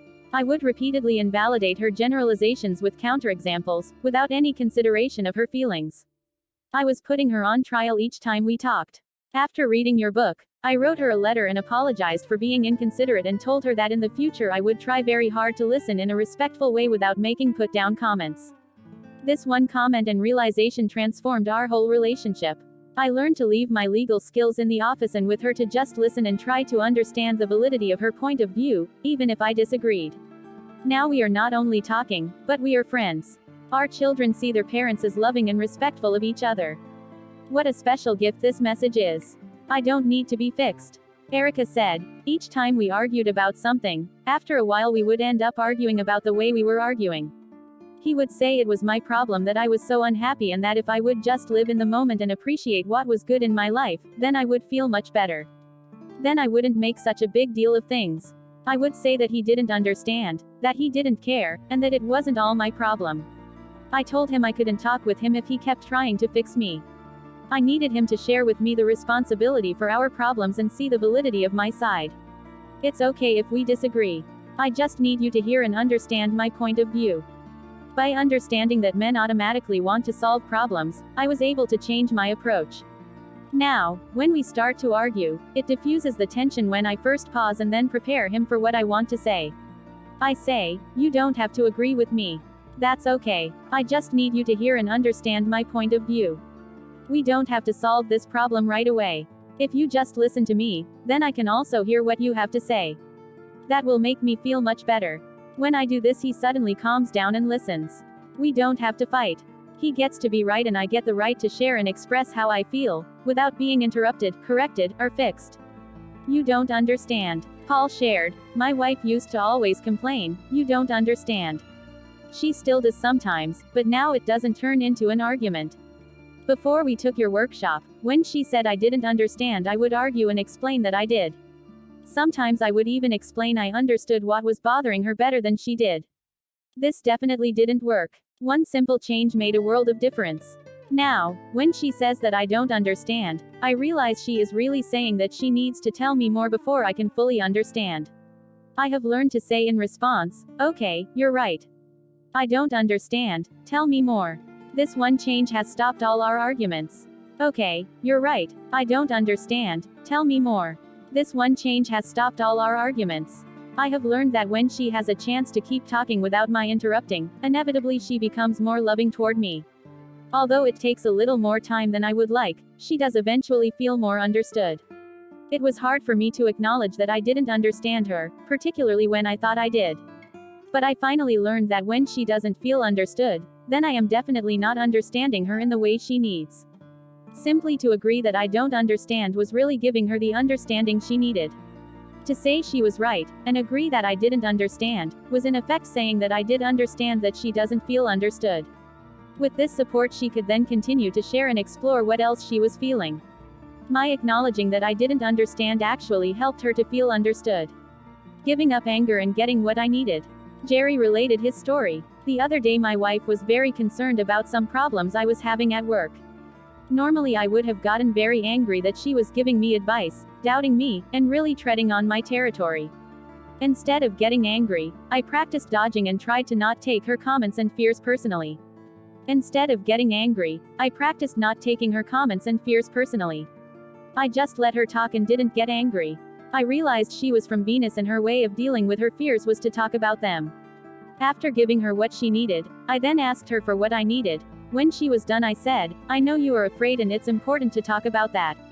What I need to hear from you is that you trust me to take care of things and that you're glad that I'm here to handle things. Having felt heard, she was able to then give me the support I needed. She very willingly said she trusted me and was so grateful we were together. I smiled and felt good as I hugged her, instead of feeling beaten down by her fears and feelings. Alarm signals. Sam shared his insights. I have learned that when Tia acts in a cordial way but doesn't talk much, it is an alarm signal. It means something is brewing inside, and if I don't get her to talk soon, it will just grow worse. When she seems distant, instead of just ignoring her, I take notice. There is generally something that I've done or neglected to do. And it is building up inside her and preventing her from being loving. When she seems distant, instead of just ignoring her, I take notice. If I don't notice that she is upset, she feels that I don't care. And if she has to finally initiate a conversation to express her feelings, then she is much more upset and it takes a lot longer to get things resolved. My willingness to notice and ask her what's the matter goes a long way to resolve whatever feelings that are building up inside. Going fishing. Harvey tuned into his wife's needs. When Rebecca wants to talk the most, she acts like she doesn't even want to talk. Then, when I start a conversation, she'll start out saying there's not much to talk about. I say, is something the matter? And she says it's nothing. I used to just walk away thinking I had done my duty and now I could watch some TV. That was a big mistake. Now I've learned not to take her literally. When she says there's not much to talk about, I now hear that she wants to talk but needs me to ask her questions to gradually draw her out. Instead of walking away, I go fishing. I keep asking her questions until I get a bite. Instead of walking away, I go fishing. I keep asking her questions until I get a bite. She doesn't just want me to listen, she wants me to notice that she probably needs to talk. She wants me to be tuned into what's happening in her life, so that I already have a sense of why she is upset. She wants me to ask her questions that reveal that I know what is going on in her life. Just as when you're fishing, it takes patience, but eventually I ask the right question and she begins to open up. I used to think that if she wanted to talk about something, then she should just come out and say it. That's how I am. But I am starting to understand that for Venusians it's a comforting feeling that someone cares and is watching out for them. I like being that guy. I listen because I love you. Wendy said, the thing I love most about Gerald is his willingness to listen. When there is a problem we talk about it. Even though it would be much easier to gloss over it and watch TV, he is willing to sit down and listen. What I have to say sometimes is definitely not very nice, nor is it to the point. He doesn't always agree, nor is it very comfortable, but he does it anyway. Gerald responded, she sure is right about that. It's hard to hear her feelings. A part of me wants to run, but I stay because I have learned how important it is to her. Although I don't necessarily like what she is saying, I listen because I love her and I know she needs this support from me. It's hard to hear her feelings. A part of me wants to run, but I stay because I have learned how important it is to her. I even say to her, this is very difficult for me but I am willing to listen and consider your feelings because I love you. Saying it out loud not only helps her feel my willingness to listen but makes it easier for me too. I suppose it helps me to remember once again that love is the answer and by listening I am giving her the love she needs. In the most effective way, I am doing what she needs most from me. Anger erupts when we try to talk. Bruce told his story. We have been married for 20 years. It is a second marriage for both of us. We brought 2 families together. I brought 3 kids and she brought 1. We raised all 4 children. We have had difficult communication problems since early in our marriage. There has been a great deal of mistrust and defensiveness. After the kids left, our marriage got worse and we semi-separated for a while. We have had separate bedrooms for years. A great deal of anger and resentment erupts when we try to talk, even about little things. When I read through your book, I saw things that sounded like what Gretchen had been saying to me for years. I had really never understood what she was talking about, or why it was such a big thing. I also saw stuff I had been trying to tell her, to no avail. I saw explanations for things I was experiencing but had not been able to visualize in a positive perspective. The hope for finally being able to communicate was exciting to me. Gretchen, however, was not so enthusiastic. Her response to me was, I will believe it when I see it. If you change, I will consider these ideas. Instead of getting defensive in response to her mistrust, I realized the validity of her feelings. After years of her feeling neglected, I am finding it takes time to heal and rebuild trust. I am also finding that my gentle persistence in caring enough to make changes and in learning how to listen is helping her to let go of her resistance, and is helping me too. It is not easy to start over and have your every step mistrusted and resisted. However, I am feeling stronger in the process, and I like that feeling. My gentle persistence was just what she needed to help her to let go of her resistance. When it doesn't seem to be working, instead of dumping my angry feelings on Gretchen, I start privately writing out and venting my feelings in a love letter, as you suggest in your books. I start out feeling very angry and upset and end up feeling that I have achieved a release and begin to experience loving feelings again. These loving feelings help me to understand her perspective, and once again I try to be a better listener. My wife and I have had tender moments and brief periods of meaningful communication. However, we still sometimes keep our distance and keep our guard up. Even though we have a lot of negative history, there is hope. I have become much more excited about my life and for the possibilities within life. I can see more clearly now the problems in our relationship and I know what to do. I can see changes within me where I feel more loving of myself, of my wife, and of others. New people have been coming into my life and old friends have been returning. There is a new dimension to life that feels wonderful. Gretchen and I still upset each other. In such cases, I used to say, "Oh no, not this again." I wish she would somehow learn how to flow with life and get off my case. Now I am getting to where I can say, well, there is something more I need to learn. I am upset now and I know how to take care of it. I can go out and write a love letter, or I can take some time to go for a walk and think things through a bit and calm down. Although I don't enjoy getting upset and having to process these feelings, I always seem to get new insights about myself and my wife. As a result, I am learning to be easier on myself and I hope on Gretchen as well. Through understanding in a positive way why we have been misunderstanding each other, I have found hope again. This has been an incredible journey. Feeling better about myself. Renata shared, learning about our differences helped me feel better about myself as well. On the way home from a vacation in South Carolina, I began thinking out loud, stating what I had to do when I returned home the next week, and the next month, the next 3 months, and so on. I finished my sentence with, yes, and in 6 months I have to go to the dentist. Then what John Gray said regarding how women think came back to my mind, not only out loud but expanding outward too. He has made it all right for me to be the way I am. I have 4 sons, and they used to criticize me for thinking out loud. They accused me of babbling. But now I know I'm just being Venusian and thinking out loud. Our marriage was okay but lacked excitement. Ian described how he and his wife improved their communication. 10 years ago, Ellen wanted to take off on a romantic weekend. I was very much in love with my wife, but I'd been noticing a kind of sameness to our life, our sex, communication, dealings with our children. The marriage was okay, but there was a lack of excitement. It just seemed to me that the relationship wasn't being nurtured. There was love there, always, and commitment, no question. I knew I was going to remain married to Ellen for the rest of my life. Everything else was booming, business, and the kids, but in the marriage something had gone flat. My commitment was there, but from an emotional standpoint I felt that the tank was becoming empty. So I persuaded Ellen to give up on the vacation idea and go to a John Gray seminar. And in the first 5 minutes I knew we were in the right place. He started by talking about all the mistakes he had made in his relationships, and right away I felt a tremendous weight lift off my shoulders. I didn't have to be a perfect person. I didn't have to be responsible for making the relationship perfect, for creating our happiness. In the first 2 minutes, John's openness and self-disclosure made me feel right. And in the longer run, I gained an emotional language. My spiritual side was developed. My physical side was strong. I was a PE teacher. But I didn't really have an emotional language, and there were feelings I had that I was never able to describe or express. Certain kinds of communication had always been threatening to my sense of power as a man. I was vulnerable, afraid to express disappointments and unhappiness, because I thought that letting on that I felt such things would jeopardize the whole relationship. I thought I had to always have a solution for everything and be in complete control. I had to be a strong man for this marriage, didn't I? I thought I had to always have a solution for everything and be in complete control. But, to my amazement, with the communication tools John taught, everything just opened up and I felt a connection with my own self. I felt a tremendous burden disappear and insights began pouring into me from all levels. I felt freer than I had in a long time. I felt love for myself and for my wife beginning to flow again. And I felt a tremendous feeling of hope. What accounted for this great flow of feeling?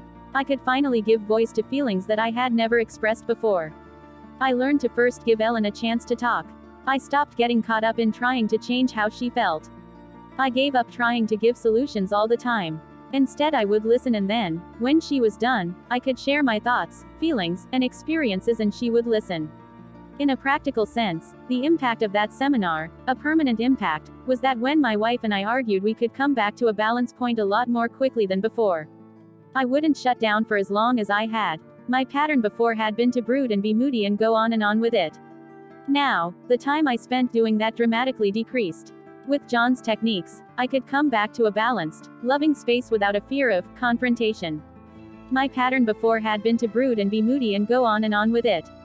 For example, if Ellen was doing something that bothered me, I would be able to tell her, rather than shoving those feelings down or, as in the past, raising my voice, trying to be more controlling with anger, and just blurting things out. This new avenue was more respectful, and involved listening both to Ellen's side and to my own voice inside. Once this became habit, it was obvious that these new communication skills actually worked. They provided me with a roadmap to guide myself on an emotional level. I could always do that on a physical, intellectual, and professional level, but now I had a path to the emotional level as well. Everything was affected. We became so much closer, the communication opened tenfold, and our sex life was enlivened to the point it had been in the beginning, and this continues today. But perhaps the most surprising impact of my new listening skills and understanding of gender differences came in my relationships with our son and daughter. Because I was more forgiving of myself and the mistakes I had made as a man and a parent, I became more patient with them, more compassionate, more supportive. Because I was now supporting myself and my spouse emotionally, I could do that with my children as well. Before that, I had taken a more dictatorial approach with them, though there was always love underneath. So, consequently, my children are very expressive with their own emotions and comfortable around peers and adults, more comfortable than I ever was. It's tremendously satisfying to see them getting the benefit of my own benefits from this work. As a parent, I became more patient, compassionate, and supportive. We have regular family meetings, and if a conflict arises, we now have ways of working things out. Based on John's techniques of listening, everybody gets heard. Anyone at any time can call a family meeting to express thoughts, and the children do that. They thrive on it, actually. So, you see, we have something to give them. Our ways of communicating are our true gifts to our children. They see us communicating and growing, arguing but making up and apologizing, committed to each other to make it work, and hearing each other out. We know that every time we give to each other, we are also giving to our children. Love at first sight, Ellen told her side. It began 20 years ago. I was only 24, and I had known this man for 3 weeks and decided I wanted to marry him. 3 months later, we were married. We were very similar, really. Ian's parents had divorced when he was 14, and my father had died when I was 11. So we were both raised by single parents. For the first 3 years, we had lots of fun. We had our kids, and 7 years later after we married, by year 10, we weren't having sex a lot, and I was feeling a lot of anger. There just wasn't a lot of aliveness in our relationship, even though we were committed to it. By year 10, we weren't having sex a lot, and I was feeling a lot of anger.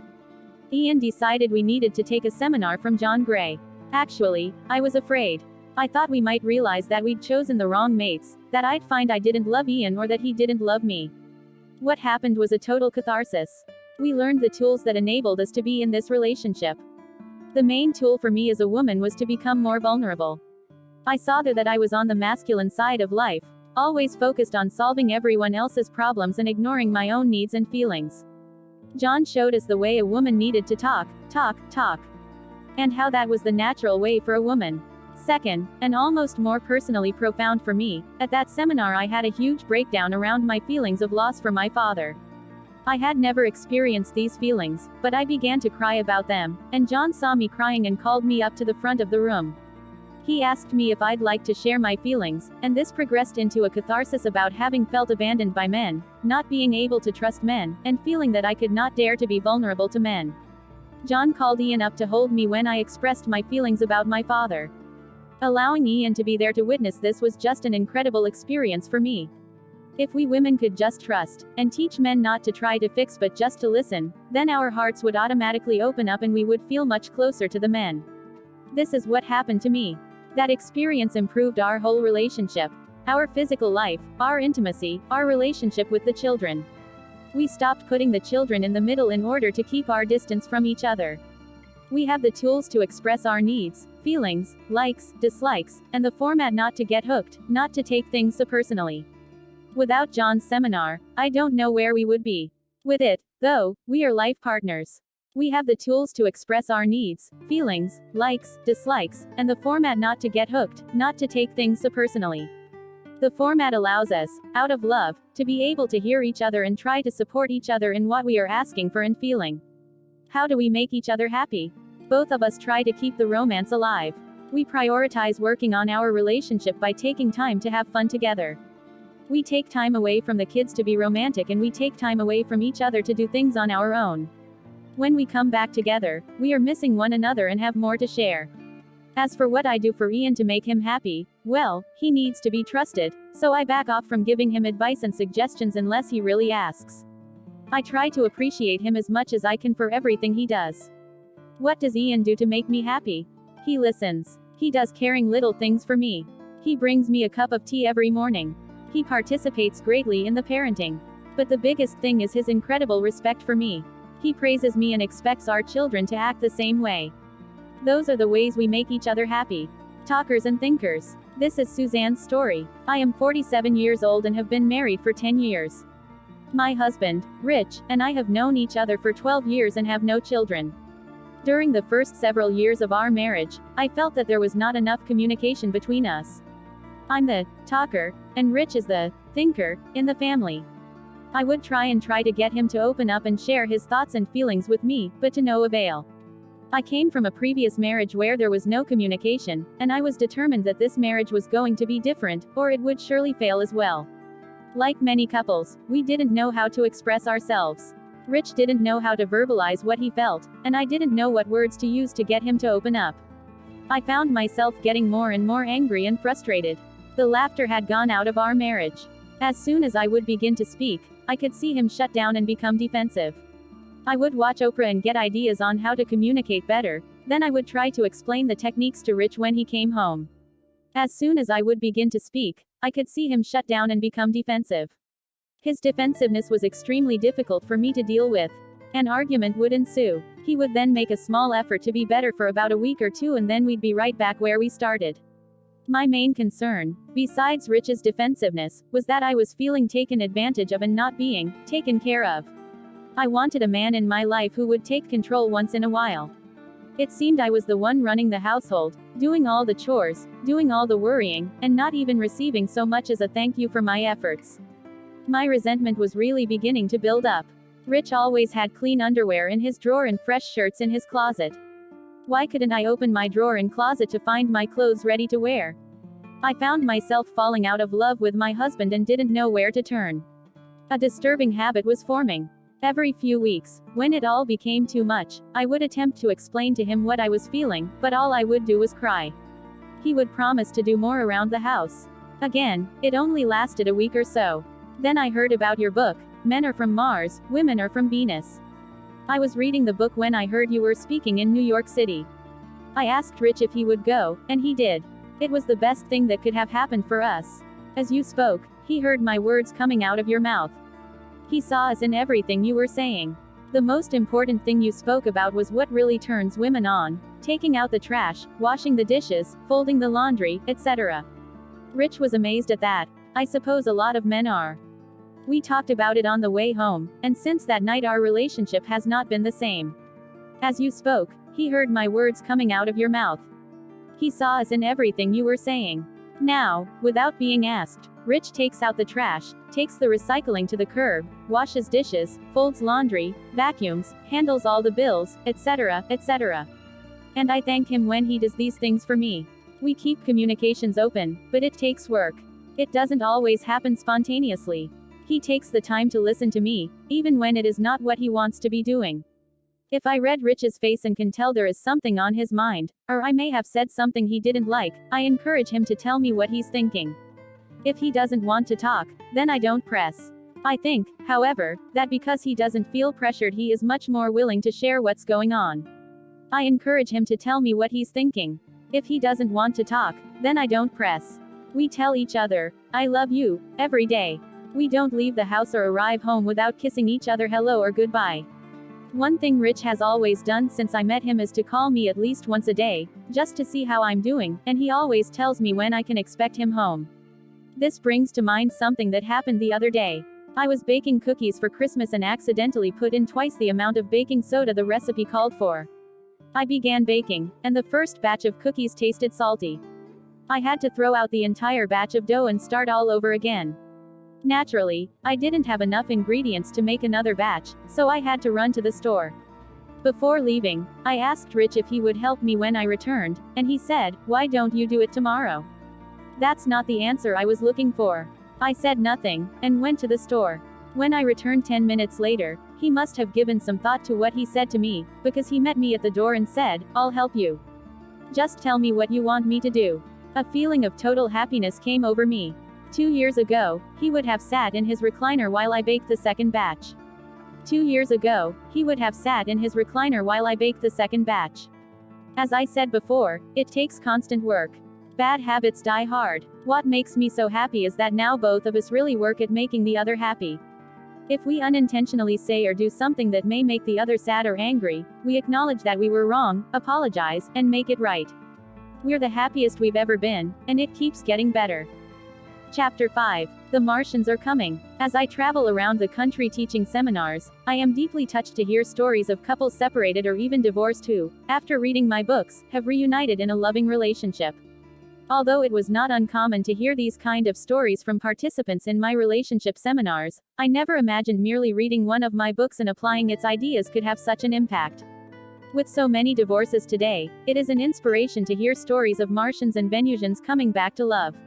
In healing a wounded relationship or solidifying a commitment to marriage, there are generally many factors at work, which can be very confusing.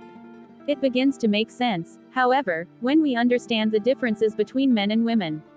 How men grow in love. Men grow in love as a result of getting close and then pulling away. Like a rubber band, a man stretches back before eventually springing back. The old saying, "Distance makes the heart grow fonder," aptly describes a man's ability to love. In a back and forth motion, he gradually grows in love. Repeatedly, women have discovered that by letting go, their men have come back more loving than before. Distance makes the heart grow fonder, aptly describes a man's ability to love. When a relationship ends, or is about to end forever, a man sometimes gets the distance he needs to discover how much he loves his partner. He is then motivated to begin again. All he needs is an understanding of what went wrong and how it can be fixed. Without this insight, however, he may not allow himself to go back. Many men regret the end of a relationship but resign themselves to it because they don't know what went wrong. A man gives up in a relationship when he feels he can't make the woman happy. The basic insights of Men Are From Mars, however, are enough for him to realize what went wrong and how to fix it. This insight allows him to recommit himself to making it work. How women grow in love. Women grow in love when they feel they can get the support they need. They give up in a relationship when communication breaks down. Like a wave, a woman crashes but is unable to rise again in love. Without nurturing communication, a woman begins to feel unloved. Over time she feels that she is doing all the giving and not getting what she needs. As a result, she begins to resent her partner. She feels that she has nothing left to give, and because she also feels powerless to get what she needs, she leaves. The more she resents her partner, the more she feels trapped into feeling that her happiness is dependent on him. Through separation she is free to feel responsible for getting her needs fulfilled. If she has the opportunity to experience getting what she needs from her friends and family, the wave rises and she discovers again her loving feelings. In a healthy way, she is able to get her needs met from her friends, discovering that she can be happy without her partner. Feeling more autonomous and self-assured frees a woman to forgive and forget. Then, with a new understanding of how she can get what she needs in a relationship, her heart can open once again to loving and trusting. In thousands of cases, the basic insights of Men Are From Mars have helped women to see their part in the problems that afflict the failing relationship. They realize that they were loved more than they believed. With this deeper understanding of men, women do not feel so powerless to successfully get the love and support they need to continue giving and loving. Along with a healthy sense of responsibility, this newfound confidence has saved marriages. Feeling more autonomous frees a woman to forgive and forget. For many women, the ideas from men or from Mars have been enough to inspire them to find love again. Quite often a woman discovers that her love for her partner is rekindled and comes back stronger than before. She realizes that it was not that he didn't love her, but that he was from Mars and didn't know how to give her the support she needed. She was from Venus and didn't understand the way men think and feel differently. The challenge of love. Following upon a man's renewed willingness to provide the support a woman needs or a woman's realization that she can get the support she needs, thousands of couples have reunited in love. Their stories are truly an inspiration, because they speak to the highest part of ourselves. That part within us that intuitively knows our true purpose on our journey in this world is to find love and be loving. This is our challenge. To achieve it brings out all that is inherently good and great about being human.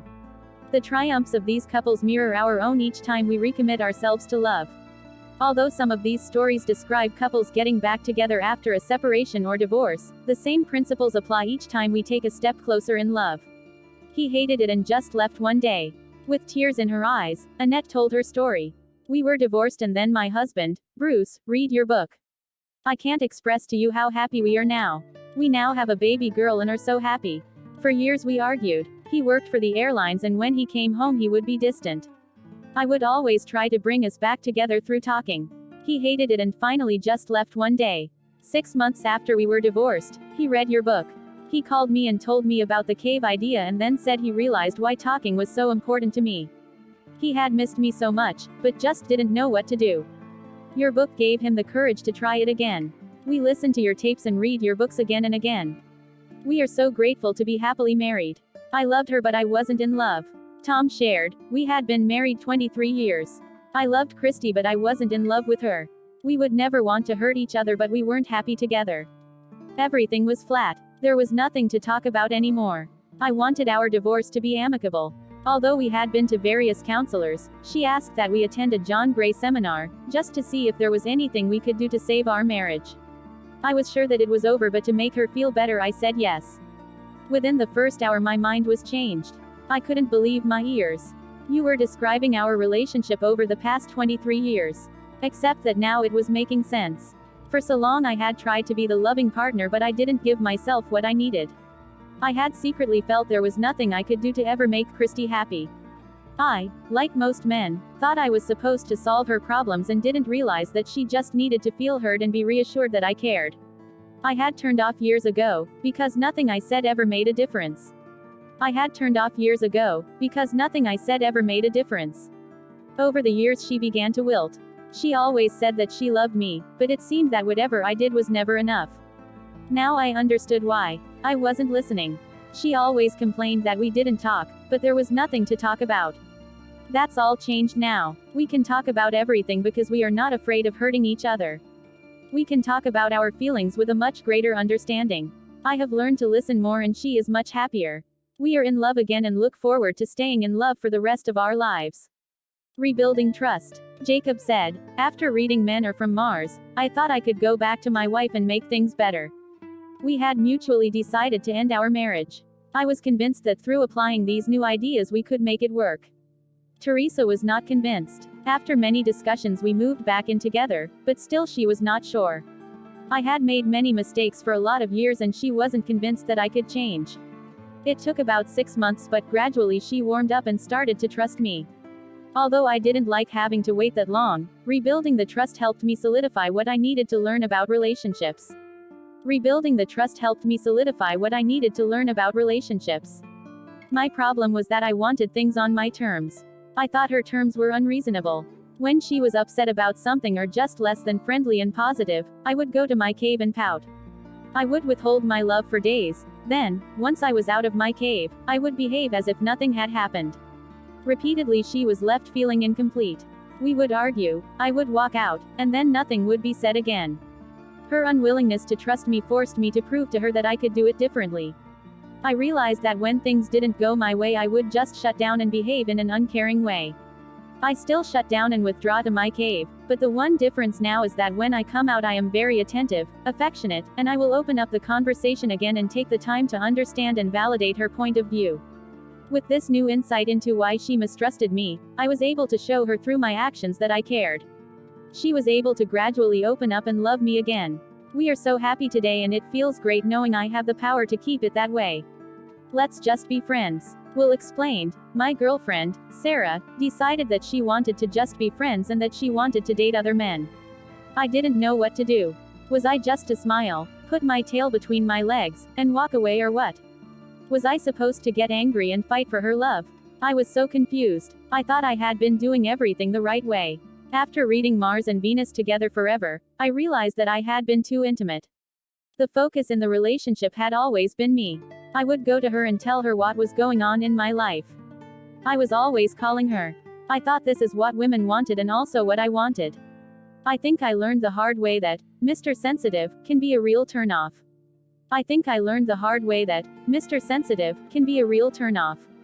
Instead of going to her and sharing my hurt and abandoned feelings, I decided to try writing my feelings. As you suggested, every time I would start to miss her I would write out a letter expressing my feelings of anger, sadness and hurt, fear, and guilt. After writing my negative feelings I would then focus on expressing understanding, forgiveness, and love. Not only did this help me find relief, but eventually I started to realize how self-centered and demanding I was. There was no room in our relationship for her feelings. After waiting a few weeks, I gave her a casual call to see how she was doing. She was very hesitant to talk. I set her at ease by making sure she didn't have to feel guilty for dumping me. Instead of focusing on telling her how I was feeling, I stayed upbeat and kept leading the conversation to her. I asked her questions and instead of reacting I just listened. After a few more weeks and a few more calls, I invited her to lunch. She agreed and now, about a year later, we are engaged to get married. It's hard to believe that one small change could make such a big difference. Making a commitment. Keith shared, Janet and I dated for a year or so, and then we reached a critical point. Would we commit to the relationship or not? Would we get married? Janet. I didn't want to get married, as a matter of fact. But I definitely wanted a commitment from Keith. But Keith didn't want to promise to give up seeing other women, not then. Keith. It was interesting. We couldn't resolve the issue. At that time, I'd known John Gray for longer than I'd known Janet, and we had a phone consultation with him. He upheld and reflected back our positions without favoring either one, and it was amazing. Keith, he said, you want to have other experiences, date other women, kind of play the field. Right, I agreed. And, Janet, you want monogamy from Keith. Your needs for a clear commitment from Keith aren't being met. It was very interesting to hear him empowering Janet in this way by saying, you know, you're entitled to this, you're entitled to want a clear-cut commitment from me. Janet. Right. John said to me, did you hear what Keith said? He just said he isn't ready to commit to a monogamous relationship with you. Is that all right with you? Can you live with that and still have the relationship? I had to say no, I couldn't. Keith. So John said, you've got a statement here. It sounds to me as if you have to separate. You have to choose. I guess this was what we knew, but John just described the situation more forcefully, more clearly than we had seen it, so that especially Janet could hear what she didn't want consciously to acknowledge. Janet. Yes, he made the situation clearer and stated it so that we could own the truth of the relationship. It was a hard lesson, a lesson about honesty, which we all know is a big part of things. But once you decide you want to be honest, how you actually go about being honest isn't that simple. Keith. Right, but John was correct, we couldn't reconcile our positions. So we did part ways. Janet. I was sad about not being together anymore. Still, though, going through with the separation was empowering to me, because it said, okay, you're not getting your own needs met the way things are going, so you have to make a change.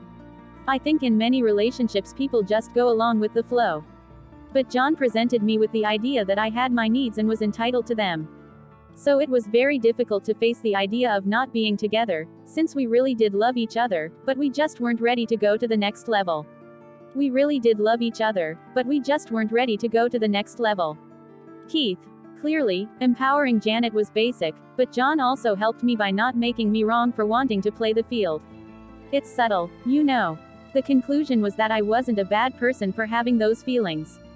So Janet and I went our separate ways, and though things didn't work out so great for me, in the field, still, I got to explore what I wanted without being judged harshly for wanting it. Marcy. That separation was very hard. We saw each other a couple of times during that 6 months and I just cried. I remember one night when there was, how should I put it? The opportunity for intimacy. It was very upsetting, but I really knew I had to hold out. I told myself, I'm worthy of commitment, I'm entitled to it, so if I can't have it, well. Keith. Oh, yes, I remember that night, and other situations too. I had a lot of respect for Janet for standing behind her convictions. It gave me even more respect for her than I had before, and it made her even more desirable. Janet. So 6 months later, we did get back together, and there was lots of excitement around that. And when it finally happened, our relationship was wonderful. We could finally relax. We did start to have a committed relationship. When we finally got back together, our relationship was wonderful. Keith. And honesty never became a problem. Before it hadn't really been an issue either, it was two honest people trying to figure out what to do. And honesty is no guarantee that you won't have problems. Still, I think ever since we finally came together, we've had an extremely high level of honesty. Janet. One of the things that helped us during those early times was the love letter technique. We did so many and that helped us to be as open as we could be. When we got back together, we wrote those letters and then shared them with each other. Writing and reading the letters gave us a platform for being honest. It's one thing to commit to being honest and another actually to be honest. Everybody knows how difficult it is to say, you know, I can't stand when you. Quote. It's lots easier to communicate that sort of thing in a loving way in a letter. Keith. Still, for us the love letters were never really an easy option. We would have a fight and go round and round, and even in the letter it would be uncomfortable to tell how we felt. The comfort came from getting to the other side. Most of the time, at the end of the letter we didn't have everything solved. But mostly the letter created a release. In John's seminars, I've seen all kinds of couples do love letters who would just embrace the idea, dashing the letters off in their spare time. But that wasn't us. Even reading them to each other was uncomfortable. But we would get through it. The letters work. They're powerful, and all this stuff surfaces in a safe format. Meanwhile, you're learning. If I have something going on with my wife and it looks kind of ugly, it doesn't have to be edited out of existence. In fact, it can't be. So the letters educate you about how to work with emotions. If I have something going on with my wife and it looks kind of ugly, it doesn't have to be edited out of existence. When my parents fought, they wouldn't talk for weeks. And when it all blew over, you wouldn't talk about that bad stretch at all. But with the letters you can actually work with these difficult emotions in an active, positive way, and learn how to get better at doing that. Janet. Eventually we got engaged, we got married, and we had a baby. I'd say that before we had the baby, we really worked on communication, though I was resistant. Whenever an issue came up and we needed to deal with it, I'd be looking for a way to get out, thinking, I'm not dealing with this, I'm out of here. Keith. But we had John Gray's tools, which are subtle but powerful. So a fight would come up and we could say, eventually, we know how to get out of this. Maybe we couldn't work it out right on the spot, but we'd know that we could do it. Janet. The best thing for me was learning to talk about how I feel. Keith can hear me a lot better when I'm just talking about feelings and not pointing my finger at him. Keith. It's true. She knows how to say what she wants and isn't shy about asking for that, and usually she does it in such a way that conveys a lot of respect for me. So in this communication format we've developed for working out conflicts, we both get what we want. Janet. When the baby came, I found it was hard to communicate openly and honestly when she was right there. I just didn't want to have a hard tone around her. I wanted to be respectful of her. Once or twice I've been explosive or reactive with Jennifer around, and she started to cry.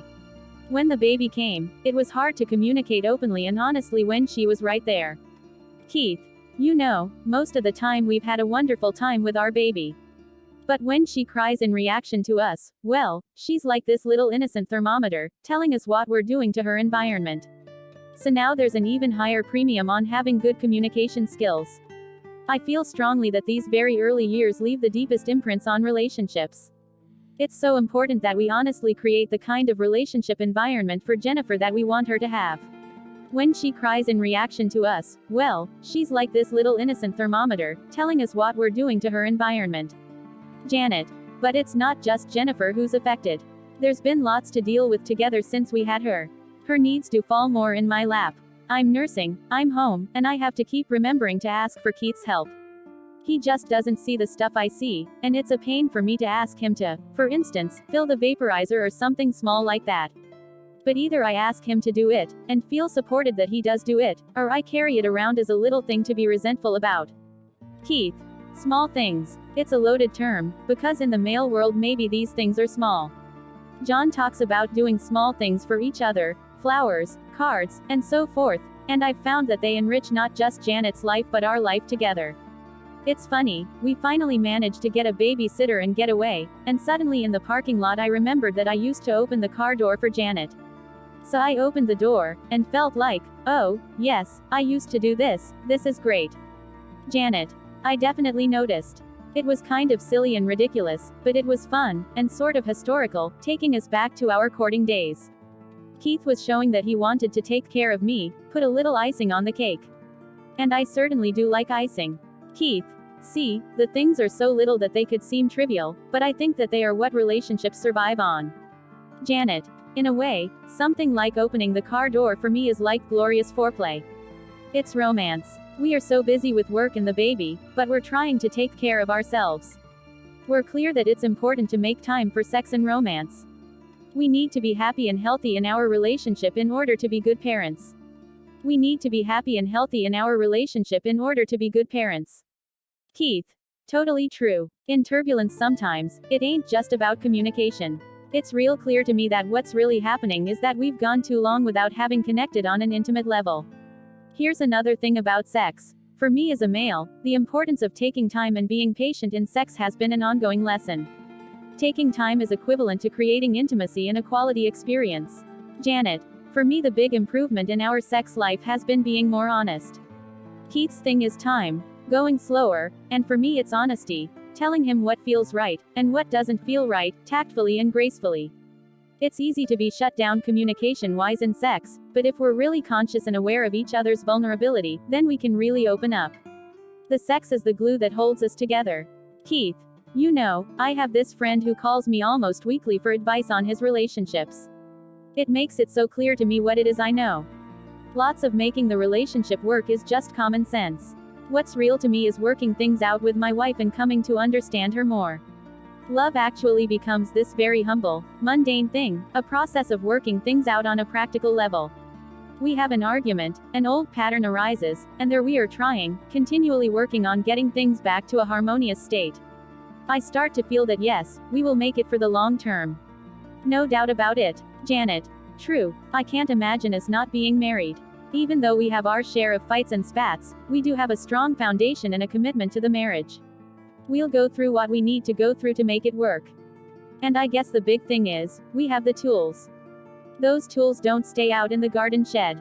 We use them. Setting standards. Cherie wanted to do it right. We met again at our 20-year high school reunion. Ken had graduated in '73 and enlisted in the Navy right out of high school. I had gotten pregnant and dropped out of school my freshman year.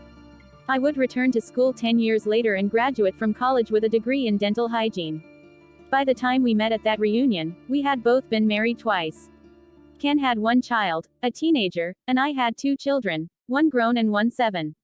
I had been single for almost 8 years without any serious relationships, only a date or two here and there. Both of my marriages lasted less than a year. In the first one, when I was 14, needless to say, we were too young. And the second, when I was 29, was an abusive relationship from the beginning. Ken's first marriage ended because of his wife's infidelity, the other ended when they decided after a few months that they were better off as friends. At the reunion, I recognized Ken right away, even though you would never say we were friends, merely acquaintances in school. He was more the boy next door type in high school, nothing to get me excited at age 14. But when he looked down at me at the reunion and spoke with such a calm, assuring voice, I was delighted. He sat down and for at least an hour and a half we talked of our childhood, children, marriages, and the last 20 years of our lives. I remember thinking, this is really a nice guy. Next day, I figured I had nothing to lose, so I called him. Well, he came over that night. We talked for hours, watched movies with my 7-year-old son, who said at one point when Ken leaned over to kiss me, "That's enough of that, Missy." We were so stunned we all started laughing. Ken ended up spending the night. I told him later it all hinged on one word. When I asked him jokingly, "Will you still respect me in the morning?" he said, "Absolutely." Now that's my favorite word.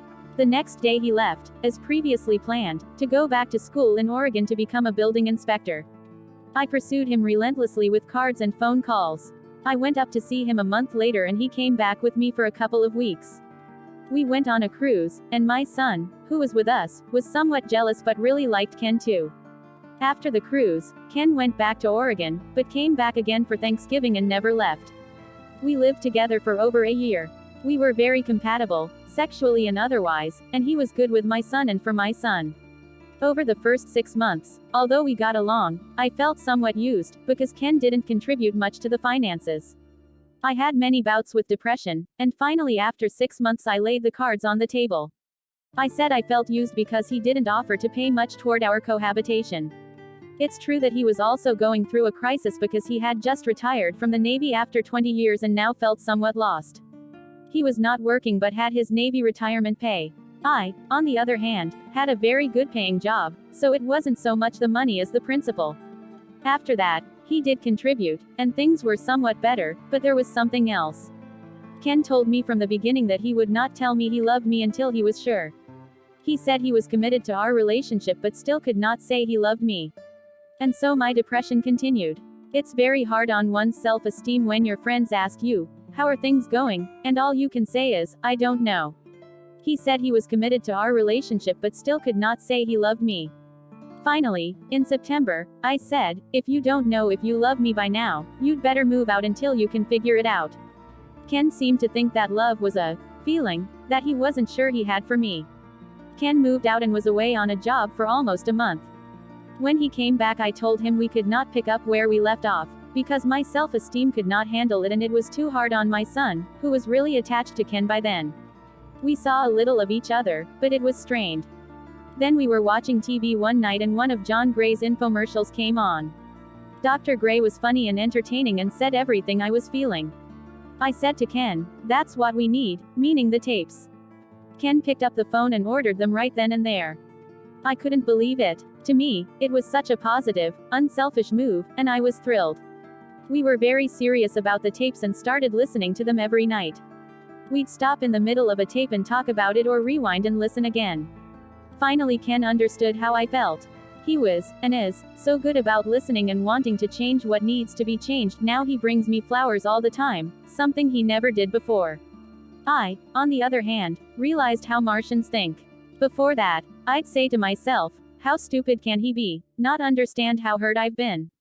We are now happily married and all I know is that our relationship would not be where it is today if not for the tapes. We both feel that way. Although we are not perfect, what we have is strong and focused. I think that, because we both have had bad experiences in the past, we appreciate more about what we have now than we could in previous relationships. We have our problems and fights, but we have a good life, and I'm so grateful for this man. A manual for relationships. Sandy told a cross-generational story. It's been 2 years now since I read your book Men Are From Mars, Women Are From Venus, the best book I've ever read to help me understand Wes and myself. It was as if you had written it for us alone. Someone had left the book at the Al-Anon office in Tyler, Texas, where I was working that day, and I gobbled up 50 pages that morning. The phone never rang, so I was able to really enjoy the book without interruption. I called my daughter and read her the part about Tom and Mary getting lost on a trip and Mary telling him to ask for directions. My daughter said, "Gee, Mom, so that's what I've been doing wrong." Ha. Then I called my husband, Wes, and he said, "Would you take that manual with you on our next trip?" I don't argue with him about it, but he knows I think it's silly not to ask directions. We joke about it now and he will ask directions a little sooner. I bought 5 copies of the book and gave one to each of our 3 grown children with this inscription inside: "Your dad and I haven't been very good role models to you, especially when you were growing up, because we didn't have God's best in our marriage relationship, but we hope this book will help you to be more successful in your happily ever aftering."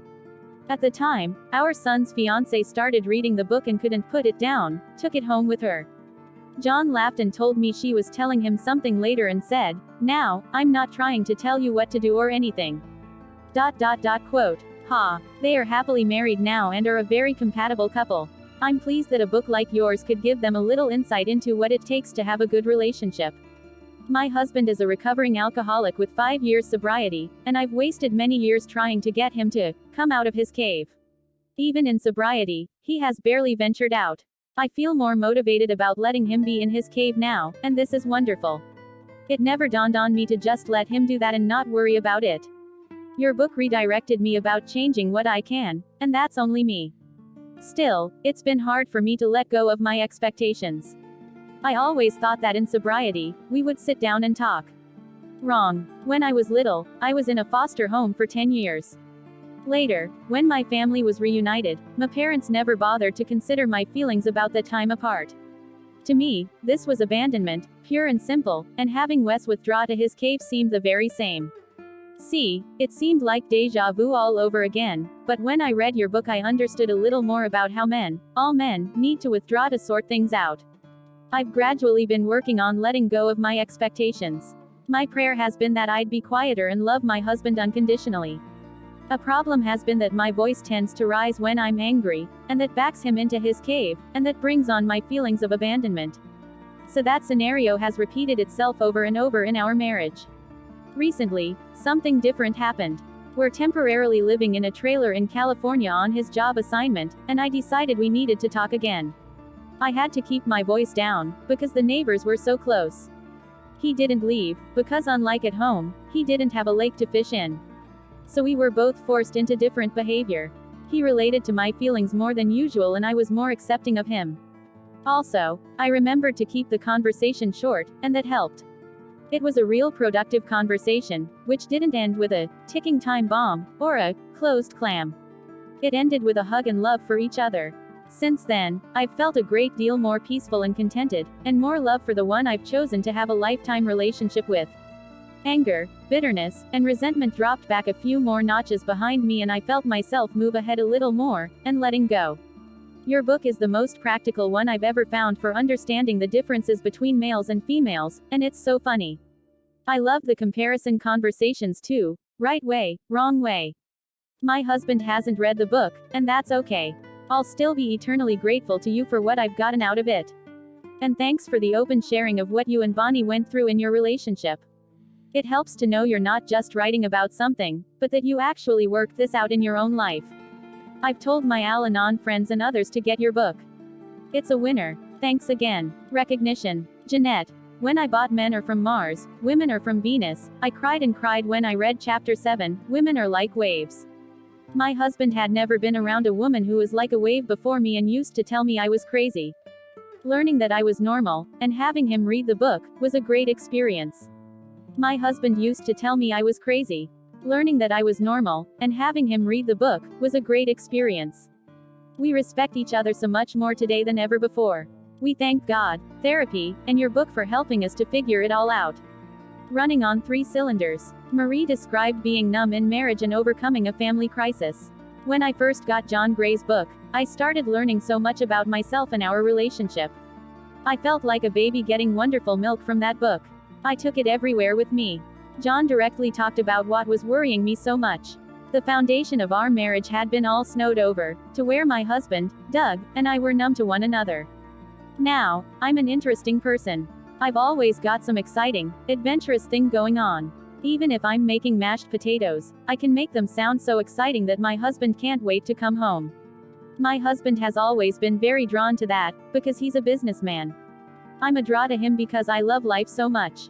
But something was gone from us. We'd lost something we'd had at the beginning. We loved each other, always, but we weren't working on 8 cylinders. We were working on about 3 cylinders. We loved each other, cared about each other, but we didn't have any feelings.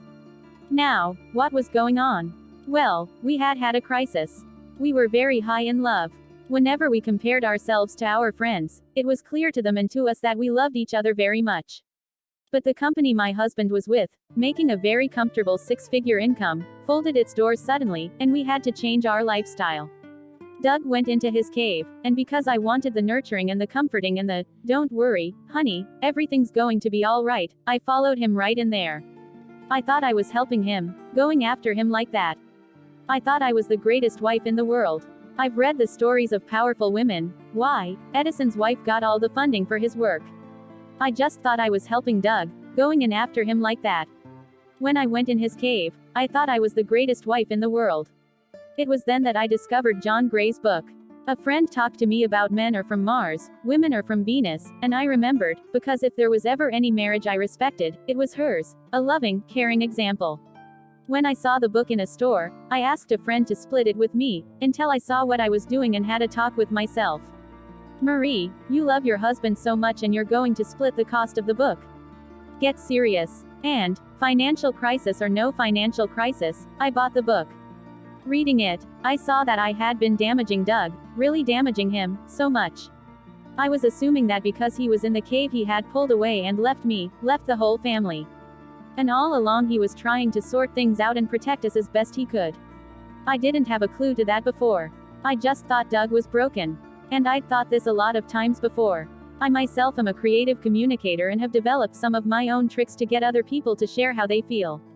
But my own husband never shared his feelings, not with me or anybody. When he retreated into his cave, as I know now, I called that being divorced. I thought it was a serious infraction, and I would accuse him. I don't understand why you've divorced me. We love each other and you leave me. I can't get 3 words out of you. We were very high in love, but on the inside I was never really sure that he liked me. And I know now that he wasn't quite sure I approved of him. He thought he probably wasn't a very good husband. When he retreated into his cave, as I know now, I called that being divorced. All misinformation. Complete misinformation. The next thing that I found out I didn't know had to do with myself. Now, I'm a very smart and successful businessperson, very strong in that area. And believed, the biggest mistake of all, that it was my business sense that my husband loved and respected in me. But that love and respect didn't have a thing to do with the business side of me. In fact, now I see that side was a detriment to our marriage. I sure didn't know that, though. I was afraid to give it up, afraid to change, worried that I'd lose something. After the book I went to one of John's seminars, and he did something very small there, so small I think the other women might have missed the meaning of it. He had the women do a tweet, tweet, tweet, that was our sound, and the men do a growl. To me, suddenly, those tweets coming out of me, those sweet sounds, were just so important. I had thought that by making them I'd lose something in my marriage, but no, I tweet now. I was a very macho gal, but now I tweet, just like I tweeted when Doug and I were dating. After that seminar I took a chance to act again like a lovely childlike girl, and suddenly I had a husband who oohed and awed over me and who put his arm around me at the movies. I had a husband who oohed and awed over me and who put his arm around me at the movies. So where are we now? Big surprise, in the middle of another big change. Our son Richard has AIDS.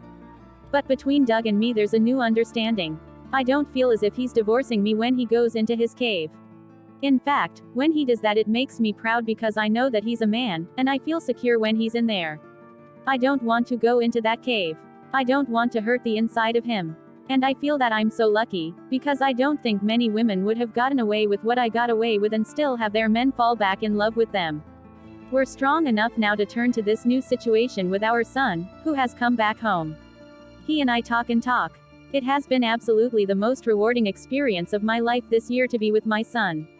He is a gentle spirit and a beautiful person, and he is searching for the beauty of who he is. What I have learned from John Gray about Doug and about men and women now helps me to understand what a wonderful person I gave birth to. In searching and studying his own life, Richard has told me that he has felt inadequate about many things. But from what I've learned I have understood that he is one of the strongest people, the strongest men, I have ever known.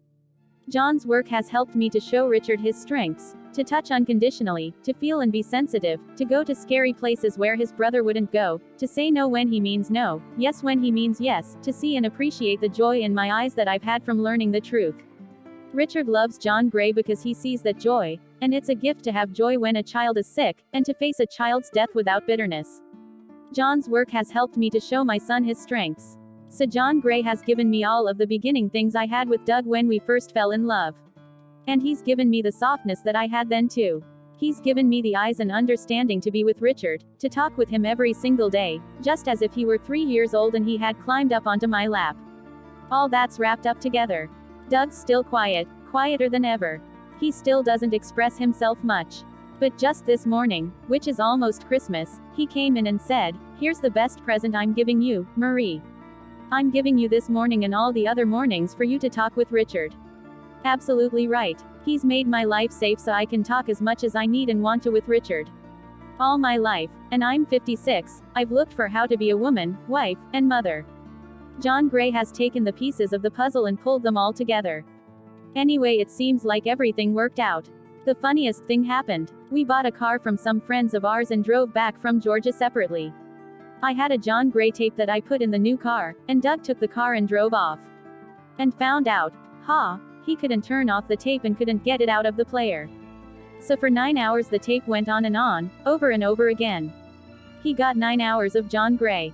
9 hours from Georgia to Florida with a tape that wouldn't turn off. Driving behind, I had no idea that was going on with Doug. And when we got home, after 9 hours of listening, I got a sentence and a half out of him. A year ago that would have made me scared. Today, it gave me the greatest laugh. Chapter 6. Greetings from Mars and Venus. The importance of discovering how men and women give and receive love differently is a recurring theme in the success stories of loving couples. Understanding that men are from Mars and women are from Venus has been a key ingredient for immediately improving any relationship. If you were to go to another planet, certainly you would first study its inhabitants' language, culture, and traditions. Without this vital information, you would repeatedly and unknowingly offend others and sabotage your relationships. To successfully bring greetings from Mars and Venus and live together in love and peace on Earth, we must first understand what our partners truly need. When you love someone, you naturally treat them in the ways you would want to be treated. This loving tendency becomes counterproductive when what we would want is the opposite of what our partners would want. In loving relationships, quite automatically we give our partners what we would want but not necessarily what they want and need. A clear awareness of our differences motivates us to learn about and respect the unique needs of our partners, instead of automatically assuming we know what is best for them.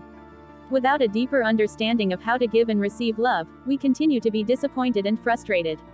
It's so easy to forget to do the things that matter most to our partners when we instinctively have other needs and priorities. After reading Men Are From Mars, men learn the importance of making a woman feel special, cared for, respected, and understood. Women learn the importance of trusting, accepting, and appreciating a man. Men learn to focus on doing certain things that say, "I care," while women put special emphasis on responding to what a man does in a way that says, "I appreciate." Hearing these stories and examples of couples successfully sharing love not only is inspiring but reminds us once again of the various and different ways we can love our partners. He makes me feel special. Debbie described a marriage that worked from the beginning. Before we got married, Spencer talked to my grandma on the phone, and she told him, "You don't know how special Debbie is. You don't know how wonderful." And Spencer interrupted her to say, "Grandma, I'm going to treat her like a queen." And he does. He makes me feel completely special. I had been married once before, to someone who was absolutely the wrong partner for me. He was sweet and nice, but we came from totally different ends of the spectrum. We couldn't have been farther apart in every single aspect of our lives. I found out later that people at our wedding were making bets on how long we would stay married. Everyone but me could see what became obvious to me a year into the marriage. After the divorce, I was the happiest single person in America. I was just so happy to be out. I couldn't find other women who enjoyed being single. They were all miserable, wanting to be married. But I just wanted to date. I was having a great time. The men I met got better and better. I was on a learning curve, and each man I found was more appropriate. But then I started seeing someone who was totally unavailable to me. I liked him and wanted more than I could have. That's when I decided to take out a personal ad. Personal ads are a great way to meet people. You say what you want, you're totally in control, and you can really articulate what you're looking for. I knew what I wanted. A date every Saturday night and Sunday afternoon and New Year's Eve, and somebody who could go out with me to weddings, bar mitzvahs, and funerals. Maybe I'd even like to have one weeknight a week in there too. He told me he was ready for marriage. He wanted a full-time commitment. But when I met Spencer, he told me he was ready for marriage. He wanted a full-time commitment. He had been divorced for a year and a half after a 30-year marriage and wanted to get back to being married. I said nope, I didn't want that. So he told me he'd only stick around a little while, to see if I changed my mind. I felt sort of blackmailed by that, but it turned out that I liked having him around. I wanted to see him more than what I'd said about my original requirements. And nowadays it's so cute, because whenever we go to a wedding or a funeral, he's always asking whether he fit the job description and did a good job. In fact, I knew pretty soon that this was a man I could marry. In a way, I have my parents to thank for that. They had an unhappy marriage and just stayed together, for the kids. I begged them to leave each other. When they asked us what we wanted for Christmas, we would say, separate. So from them I learned that I should leave my first husband, that marriage wasn't going to work. And that's how I knew that this marriage with Spencer was right for me. Things kept working. I never knew there could be a marriage like this, because I'd never seen one. But I knew that what was happening was right. I never knew there could be a marriage like this, because I'd never seen one. It's funny. Most people like reading John Gray's work because they have a problem they are trying to fix. But when I came across Men Are From Mars, Women Are From Venus, I liked reading it because it affirmed for me that what Spencer and I were doing was actually working. And I saw why things worked between us. Even the title made me realize, yes, we come from different planets, it's not this man who's different, it's all men. That's just the way it is, so the theme is to accept reality and not try to change it all the time. That kind of acceptance really fit with our temperaments. It's what we thought about, studied in our spiritual lives, practiced. Acceptance of reality was what we were doing.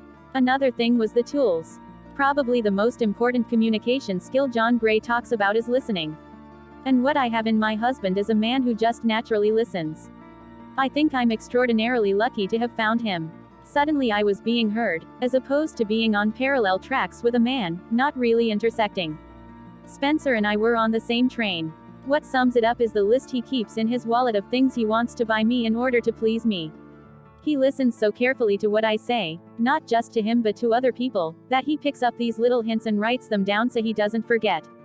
Oh, I saw the cutest thing, I say. This really nice pin in such and such a store, or, I just love that song. And he'll write down, pin in store, or some particular title. He's always regaling me with surprises and notes and special things. I have to be really careful about what I say. He picks up these little hints and writes them down so he doesn't forget. And he listens to what bothers me too. Now, one thing I've hated is crumbs in the bed. So he bought a whisk broom and has it hanging on his side. He's thoughtful, romantic, and he listens. His actions reflect the fact that he really listens. The things we share, oh, biking, hiking, games. We have a lot of fun and like to laugh a lot. We try to find ways to make each other laugh, and we're both optimists, which helps a lot. One particular thing that bonds us together is the urge to express our gratitude.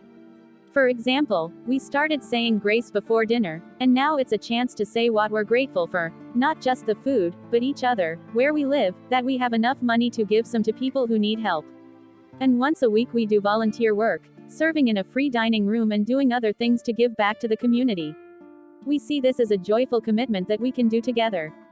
It's a matter of luck, in a way, that we can take time out to do this, and it helps us bond further, because we have this experience we share. Oh, yes, I count my blessings every day. I have no idea what our future is going to look like. Spencer is nearly 20 years older than me, and he's winding down on his career while my career is just peaking. He sees more leisure time coming up than I do. That's something that's going to come up from time to time, I'm sure, and yet I do look to the future with confidence. I don't know what we'll be doing in 15 years, but I'm sure we'll be doing it together. It just makes me gush with gratitude knowing that Spencer loves me so much. He goes to great lengths to do nice things for me, and each time he does I know he cares about making me happy. This makes me careful not to ask for too much, but just knowing he cares inspires such comfort in me. I do think it comes naturally to women to express gratitude, as John Gray says, and I'm glad John is teaching that skill to people. Knowing he cares inspires such comfort in me.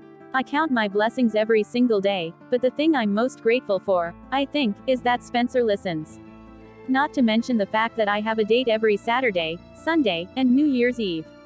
We couldn't stop fighting. Sherry shared, my husband, Dave, and I were seeing a marriage counselor, not because we didn't love each other, but because we couldn't quit fighting. The stupid thing was, we fought about nothing important. It was mostly just a lot of bickering caused by poor communication. Since I hold a master's degree in counseling, this is somewhat difficult for me to reveal. After all, I should know better. Right, wrong. It's that old story about the doctor who treats himself having a fool for a doctor. Well, I couldn't heal us either, and that's why we were in counseling. As an assignment one week, our therapist told us to read your book. After I started, I couldn't wait to begin discussing it. Soon we began referencing the book as we communicated with each other. It wasn't uncommon for us to say such things as, "I guess you're in your cave. Let me know when you come out," or, "I'm okay, I'm just in my cave," or, "Go ahead and talk, I know it's a Venus thing." It was amazing how much smoother our lives became. With just a little bit of insight into how each of us functions, we were suddenly able to prevent most of the old arguments. And we were able to leave counseling. "I guess you're in your cave. Let me know when you come out." Last summer, my employer held a meeting in Puerto Rico. I was required to attend, and my husband was invited. Our first day on the island, we took a water taxi over to a private island for fun in the sun. As we were getting off the water taxi, we met up with a couple of my coworkers and their mates, so we all set off together to explore the island. I should say, we all set off together except Dave. My husband just wandered off on his own. He pulled out in front of the group and took off on a different path. For just a moment I considered following after him and giving him a piece of my mind. How rude of you to just wander off and leave me. My friends might think you don't want to be with them, or me. You have really embarrassed me, etc. But I stopped myself. Suddenly I realized that he had gone into his cave, and it was okay for him to be off on his own. He was perhaps a bit overwhelmed by the entire experience and just needed to be in his cave for a while to adjust. The best part was that I knew if I just left him alone, when he came back he would be better for having gone off. He would be on his best behavior and I would be even more proud of him as I showed him off to my colleagues. I realized that he had gone into his cave, and it was okay for him to be off on his own. As I walked on with my friends, I started to talk about Men Are From Mars and how it had changed our lives. One of the guys commented that I was smart to let Dave just go off on his own and that it was probably what he needed to do. I just nodded knowingly, and felt sort of smug because I realized that as a Martian he too understood what I finally understood. I understood because I learned it from the book. He knew it because he was a man. This one simple act of trust, faith, letting go, insight, call it whatever you wish, made all the difference on our trip. Dave came back eventually and joined the group. The rest of the trip was like being on Fantasy Island. We didn't even fight. One of the guys commented that I was smart to let my husband just go off on his own. Today we still refer to the book. It has become a part of our everyday language. By now our friends have also read it, so we all make references to it on a routine basis. Just last weekend my best friend and I went on an all-day shopping trip. As we were planning it, Dave said to me, "You girls need to have your time together. It's all about that Venus stuff. Go ahead, stay out as long as you want. I'll be home when you get back." No woman could ask for more than that. Sex and affection. Alice spoke about her improved sex life. My husband, Andrew, is the strong, silent type. He has great difficulty showing his feelings. This used to be very hard on me because I didn't feel loved or connected to him. After a while I didn't even want to have sex with him. I need lots of affection in order to become aroused and ready to give myself sexually. I also need reassurances about my attractiveness. Without understanding silent Martians I felt hopeless. After reading Mars and Venus in the bedroom, though, I discovered that I could get all the love and attention I needed. I learned that he has all the affection I crave, but it's on the other side of the mountain. That mountain is the sexual sharing of our love. I see it all now as a wonderful adventure, a journey in which I need to forego some of my needs until we get over the mountain. Then, sure enough, after sex my husband is sweet, warm, and affectionate. He is like a different man. He will even say endearing things, such as, "You are a great lover," or, "You are so beautiful." He holds me and rubs my back, and often he will open up and talk to me as we lie in each other's arms. He holds me and rubs my back, and often he will open up and talk to me as we lie in each other's arms. All of these things I need to remember, storing them in my imaginary backpack, so I can be aroused for that next trip up over the mountain. For variety, which we women love, I learned that in the book too. I sometimes see my husband as locked in a big golden cage. Our lovemaking is the key he needs to become freed. It works. Yes, I am a willing sexual partner now that I've learned how our needs and responses differ. Finally finding love. Victoria related her story. "I am 36 years old, and my husband, Edward, is 46. He is my second husband. I am his third wife. Although we have had many painful experiences in our relationships, we both are finally finding love. I know my ex-husband loved me in his way, but I always came second with him. His friends came first. When I wanted more, he regarded my needs as a nuisance. After seeing a therapist to deal with the problems in our relationship, I soon made the quantum leap of leaving him. I never regretted the step I took, and never looked back. When I first met Edward, the last thing on my mind was another relationship. Friends introduced us when he was visiting from South Africa. My guard was up, and anyway, Edward had a girlfriend back in South Africa. Still, we talked on the phone after he returned, and when his relationship with his girlfriend dwindled out, he flew me over to visit him. We knew then we didn't quite click. But a year later Edward visited me and everything was different. At that time I was reading Men Are From Mars and he had just finished it. Something unexplainable, unbelievable, and inevitable happened to us. We merged like two oceans. We were simply ready, and the timing couldn't have been better. We were inseparable from that moment on. I think the fact that we were not initially head over heels in love helped enormously. We took it slow and became friends, building a foundation for a lasting relationship. And we found we had so much in common it was almost frightening. Edward was every woman's dream. Real, kind, warm, honest, sensitive and yet tough, caring, gentle, intelligent, responsible, considerate, understanding, attractive, funny, friendly, easygoing. The list can go on and on. He treats me with respect as an equal partner. He treats me with respect as an equal partner. We hold each other, give as many hugs as we need, cuddle, talk about anything and everything. We try to share and cherish every moment we have. What works is the fact that we both listen to each other's wishes, wants, and needs. One of Edward's wishes is for me to greet him at the door with a warm and, happy to see you, hug whenever possible. For me, not only is it wonderful to see him at the end of the day or a trip, but his love for me grows even stronger when I remember his wishes instead of ignoring them. So meeting his wishes is as fulfilling for me as for him. Our love for each other is unconditional, and it grows every day. You might think that this man sounds too good to be true. But you just have to know him to know he's a very simple, down-to-earth, kind, and gentle fellow who gives a lot of love and attention and receives it back in the same way. Still, I can't say we don't have our moments. Yes, we argue like everyone else. We raise our voices and we may not like each other at that very moment. I go on and on while sometimes he lives in his cave. But we don't stay mad or hold grudges for long, and we try to remember that our love is stronger than any disagreement, so we cool down pretty fast. Now after 4 years of marriage, I am 6 months pregnant. At a time like this, we pregnant women want to be loved even more, looked after and pampered like never before. And Edward comes through. He strokes my belly and talks to the baby constantly. The other day, he suggested to me that when the baby arrives he would want to move the furniture so it would be easier for him to get to the baby during the night for feedings. I know he will be a wonderful father. He doesn't mind cleaning, washing dishes, changing diapers. Even though I feel nervous about becoming a mother, Edward makes me feel that it will all be alright. We pregnant women want to be loved even more, looked after and pampered like never before. We are very blessed to have found each other and the kind of happiness and love neither of us had had. As the proverb suggests, one who does not look, does not find. But it must always be with an open mind, eyes, and ears. A classic Martian, Venusian dilemma. Barbara recounts the change in her marriage. Roger and I were married 3 years ago.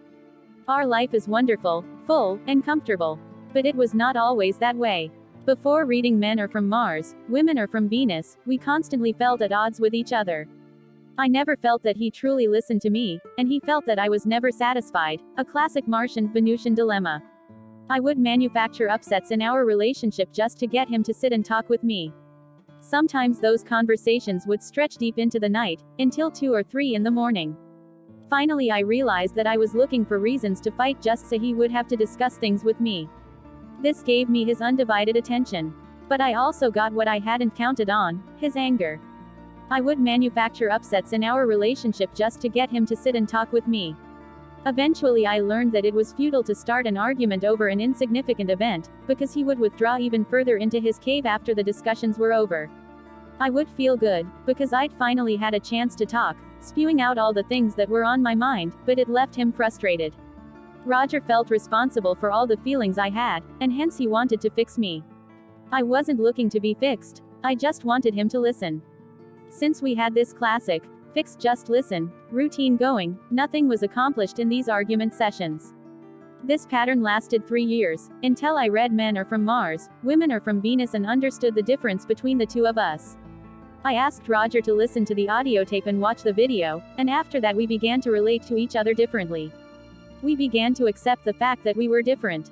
Now, when I feel he is stubbornly positioned in his Martian mode, I take my index and middle finger, form them into a V, and hold them up behind my head so they show over the top of my hair.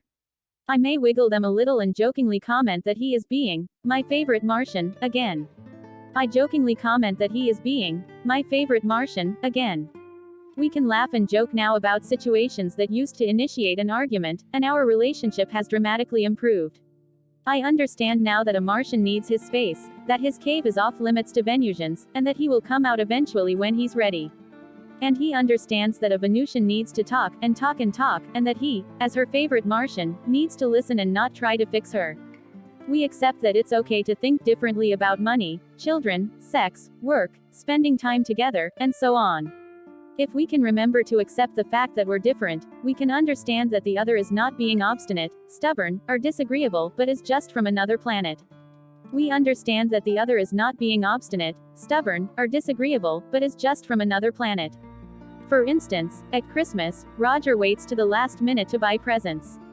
I like to plan in advance. This used to create a lot of friction. I would try to change him and he would resist. Now I let him be a Martian and am amazed at how much shopping he can do when he is backed up to the wall. He used to expect me to be excited about the various features of his car, stereo, and computer. Now he doesn't take it personally. I am just not interested in all the things he is. We are both happy that we are interested in each other and enjoy doing and sharing other things together. Above all the special things we do for each other, the most special is we allow each other to be ourselves. For example, he knows I have to travel to see my grown children and my loved grandson. He hates for me to travel away from him and worries about what might happen to me. Yet he understands why I have to do it and resigns himself to my trips. On my side, I know he becomes consumed by his work and when he's obsessed he can't think about me. I find this upsetting at times and feel that I come second. Still, I love and admire his commitment to his work even though sometimes it drives me crazy. I have learned to understand that eventually he will come back to me. Like a stretched rubber band, he does spring back. Communication is one of our best areas. Everybody's heard that saying, timing is everything. It is so much better now that I pick the time when I need to talk with Roger about something. It really works when I allow him to exit his cave before beginning to ask him questions. I've also learned firsthand that it is plain foolish to tell Roger what to do. He'll only rebel anyway. Instead I have practiced using would, and will, to make a request rather than directing or ordering him. It works wonders in our conversations. By asking him to help me, using, would you consider? Or, will you please? Single quote. My chances of receiving a yes have dramatically improved.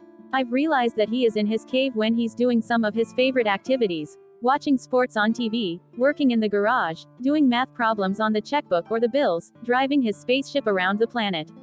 I've found that what works best during these times is not to demand that he talk to me, but to wait for a commercial, a break in the work, or a stoplight. Then I ask for his opinion or initiate a conversation. When Roger and I were married, I thought he would be everything to me. Now, though, I see that it's not my marriage partner's responsibility to be the sole provider of everything in my life. Meeting my needs is my responsibility, just as it's his responsibility to fulfill his needs. Through understanding our natural and inherent differences, it became very apparent that expecting my Roger to be everything to me was a foolish idea. What pressure on his shoulders to expect him to provide it all? It's not my marriage partner's responsibility to be the sole provider of everything in my life. Living with someone from a different planet is an ongoing challenge. Every day brings fresh new challenges in ways we relate to each other. Keeping a sense of humor, a sharp memory of our differences, and a commitment not to take life so seriously are the keys to our healthy and happy marriage. My wonderful husband has just one contribution to make to this story, and in true Martian fashion it's short and to the point. The most important thing to remember, says Roger, is that we're different. Staying together. Adrian told her love story. When I think about what Sean and I have been through over our almost 20 years of marriage, I'm sure that many other couples would not have stuck it out. Sean's parents have been married for 45 years, but mine divorced when I was 11. That's a 50-50 chance of long-term success based on family history. So what does keep us together? Let me give you a little history. Sean and I met in college when I was 18 and he was 20. I was majoring in special education and he was majoring in theater with a minor in mass communications. We met at the university theater, as I was also interested in acting, and we became friends. I believe that was the first key to our romantic success. We were friends before we were lovers. I confided in Sean and he in me. I dated all his friends and only later learned that he was waiting for me to notice him. Prior to the time I fell in love with Sean, I had decided that I was through with men. I felt that men were not to be trusted and only wanted to have sex with me. My young romantic ideas had been dashed by bad experiences. I was actually 19 when Sean kissed me in front of the whole world, on a busy corner by the dorm. I realized I was in love with him, and it came as a bit of a surprise. After that kiss, he was not pushy about getting me into bed, and that made me love him all the more. In fact, I was very clearly the one who invited him to stay one evening quite a while after we were involved. As a lover he was sensitive, romantic, and very sexy. When I was 20 and he was 22 we were married. After that kiss, he was not pushy about getting me into bed, and that made me love him all the more. Sean is now 42 and I am 40. Our children are nearly grown. I am a Montessori teacher and Sean is a theater stage manager, production manager, and freelance writer. Our love has become much deeper and richer over the years. Each challenge we have faced has made us stronger. When Sean's theater life kept him away at night for long periods of time, we never would have made it through but for the strong trust we had in each other. I went out with my girlfriends so that I would not pine away at home.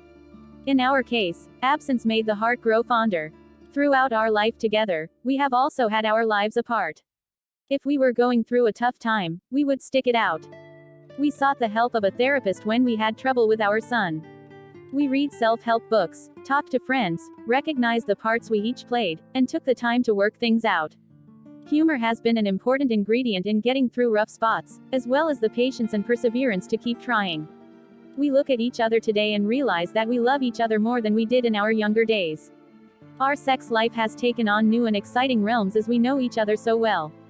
By the same token, there is still a hint of mystery and the realization that no matter how well you know someone, that person may surprise you. The little things score points with me. Sean knows the little things that score points with me. We read the newspaper together and discuss what is going on in the world. When elections come up, we share our opinions on the issues and often we go to vote together. Sean reads stories and poems out loud to me and I love it. We go on walks, scratch each other's backs, and rub each other's feet. We enjoy art, theater, music, movies, museums, hiking, and camping together. We have not traveled nearly as much as we have dreamed about, but when we do take a trip we learn about where we are going together, and often Sean will read stories to me about the places we will go. We have always supported each other in our jobs. When Sean wants my opinion, I listen to commercials he has written. I have seen almost every show that he has had a part in. He always comes to the little shows my students put on.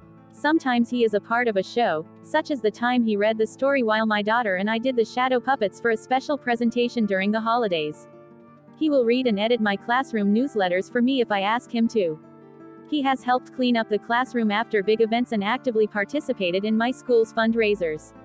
We have learned that the best time to communicate is when we are both rested and not the minute we walk in the door after work or when we are under deadlines, tired, or sick. We give each other the space we need to get things done. I have learned to give Sean his cave time. We have gotten better at asking for what we need in a straightforward, non-judgmental way. It took a while to remember to preface my requests with, "Would you?" instead of, "Could you?"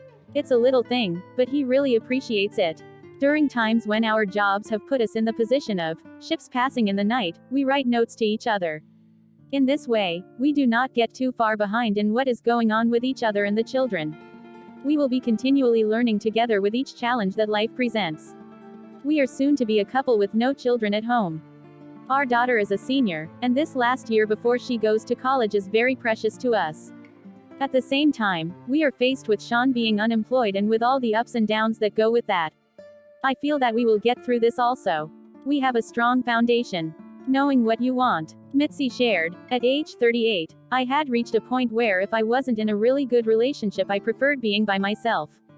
I had had some long-term and some short-term relationships, but by then I could pretty much tell if there was any future to one or another. I really honored my intuition about things and had a strong sense of the qualities I desired in a relationship. Those qualities were trust, respect, friendship, warmth, and love. And I had a sense of the type of person I needed to build a relationship with. Someone mature, intelligent, willing to make a commitment, consistent, open to continued growth and new ideas, someone healthy, energetic, and with a good sense of humor, someone I could enjoy. I felt really good about my life at that time, and whoever came into it was going to have to enhance it, we would have to enhance each other's lives. This was a special time for me. I was integrating two parts of myself, the emotional and the intellectual. I could look at the different levels of myself and think about a partner who would complement me. We would create a wonderful life together. I felt really good about my life at that time, and whoever came into it was going to have to enhance it. During that good time, I went to an art opening at a gallery with a close woman friend. And there I met Frank. He just walked up to us and started talking in a friendly way. I remember thinking after a couple of minutes that he was very insightful, intelligent, thought things out. At this same moment, my friend was excitedly whispering to me, saying, "This is the perfect guy for you, Mitzi." I got the picture of you two together as he walked up. But I was surprised and continued to have a conversation with Frank. We talked for a bit and then went our own ways, but outside in the street we saw each other again, and I told him I was going to listen to some jazz with my friends. He met me there and after the show said, "You know, it's a full moon. Would you like to take a walk on the beach?" I was impressed that he knew it was a full moon. So we did walk on the beach, and then, when he left, he gave me his name and phone number. "If you'd like to get together again," he said, "please give me a call." I'd never had that happen before. I think Frank had decided that he wasn't interested in going out with someone unless that person was really interested in him. It was really up to me if I wanted to contact him. All of a sudden I felt responsible, like the relationship was in my hands, and what if it didn't go well? It was fascinating having that aspect to the situation. But it seemed to me like Frank was a real person, and I wanted a real person in my life. I decided to take a chance, and I called. We made plans to get together, and we've been together from that point on, over 5 years now. Unknown to me, Frank had taken John Gray's workshop and really enjoyed it. We heard that John was coming to Hawaii and Frank thought I'd enjoy a workshop professionally, as a counselor, and personally too. We attended together, and I think we've assisted at every single one since then. During the first one we had some sort of argument and couldn't get out of it. I said, "Let's just try one more thing, a John Gray technique," and we switched modalities, from talking to giving hugs. Within a couple of minutes we'd dissolved away the hurt and anger and had gotten to the place where we could respect each other's point of view. Then we got some sleep. By giving hugs, within a couple of minutes we'd dissolved away the hurt and anger.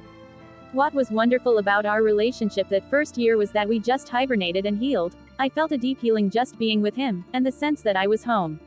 I had my wounds and fears and questions about finding the right partner, so when we spent that first year together, we relaxed, did little rituals and games together, listened to music, and a lot of old things dissolved away. After that we began to see friends again, and each circle accepted the other, which I thought was a wonderful sign. What's exciting to me is that there's been a natural progression in our relationship. We've moved at our own pace toward more commitment, more warmth and love, an ongoing current of energy that I feel more and more. I have a positive faith in the future for us. I trust Frank a lot. In previous relationships, maybe I hadn't trusted that the person could handle his life, and I'd wind up being healer, teacher, mother, whatever. But I have a lot of confidence in Frank's competence, his ability to deal with whatever comes up, and that he'll choose the best way. I've learned that to love a man is to trust and accept him. Through learning to trust and allowing him to be himself, I have been able to find a deeper acceptance. I know he appreciates that a lot. It's a real luxury just to be able to be yourself and connect that way with another person.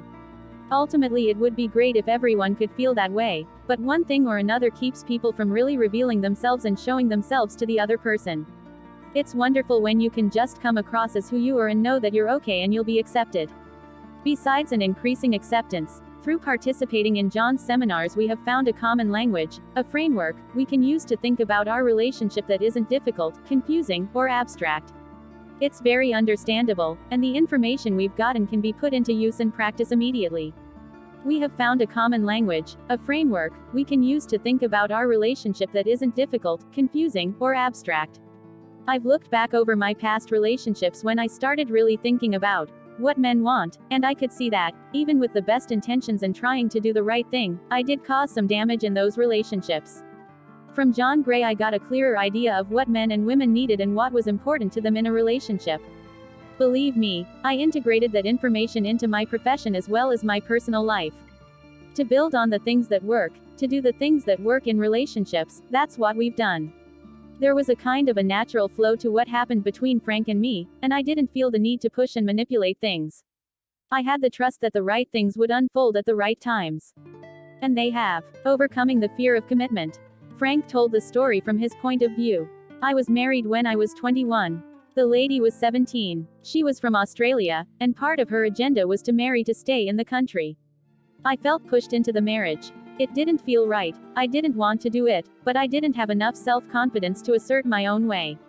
And the marriage was a real disaster. When our daughter was 3 weeks old, I discovered that my wife was having an affair with my best friend. It was a horrible ordeal, and the marriage was irretrievable. After that I made up my mind that I was never going to be forced into marriage, never. I made up my mind that I was never going to be forced into marriage. Throughout my 20s and 30s I had a very varied love life. Lonely sometimes, then dating very attractive women, then falling in love. In my mid-30s, I lived with a very exciting French gal with all the knowledge of how to do a love affair, with candles and incense and beautiful music by Bach. It was very exciting. She was a very exciting person. And then at dinner one night she asked me, "Can't we get married?" The fork stuck halfway between my plate and my mouth. It seemed reasonable. She was a terrific woman, but I remembered my dictum that I'd never be forced into marriage. And that was the end of a great relationship. About a year later, after dating around, I met a gal who was very attractive to me. We began living together and it was a good, solid relationship. She was helping me raise my daughter. And then, on a romantic vacation to San Francisco, she put to me the same proposition. We needed to get married or she would move on. It was a biological clock kind of thing. This was very painful, because I loved her and I loved her family. But I had to stick with my central belief. We split up. For a time I decided, I'm going to have a wild time. I knew I didn't want to be married, maybe because I had a desire for other women, but I didn't want to be unfaithful either.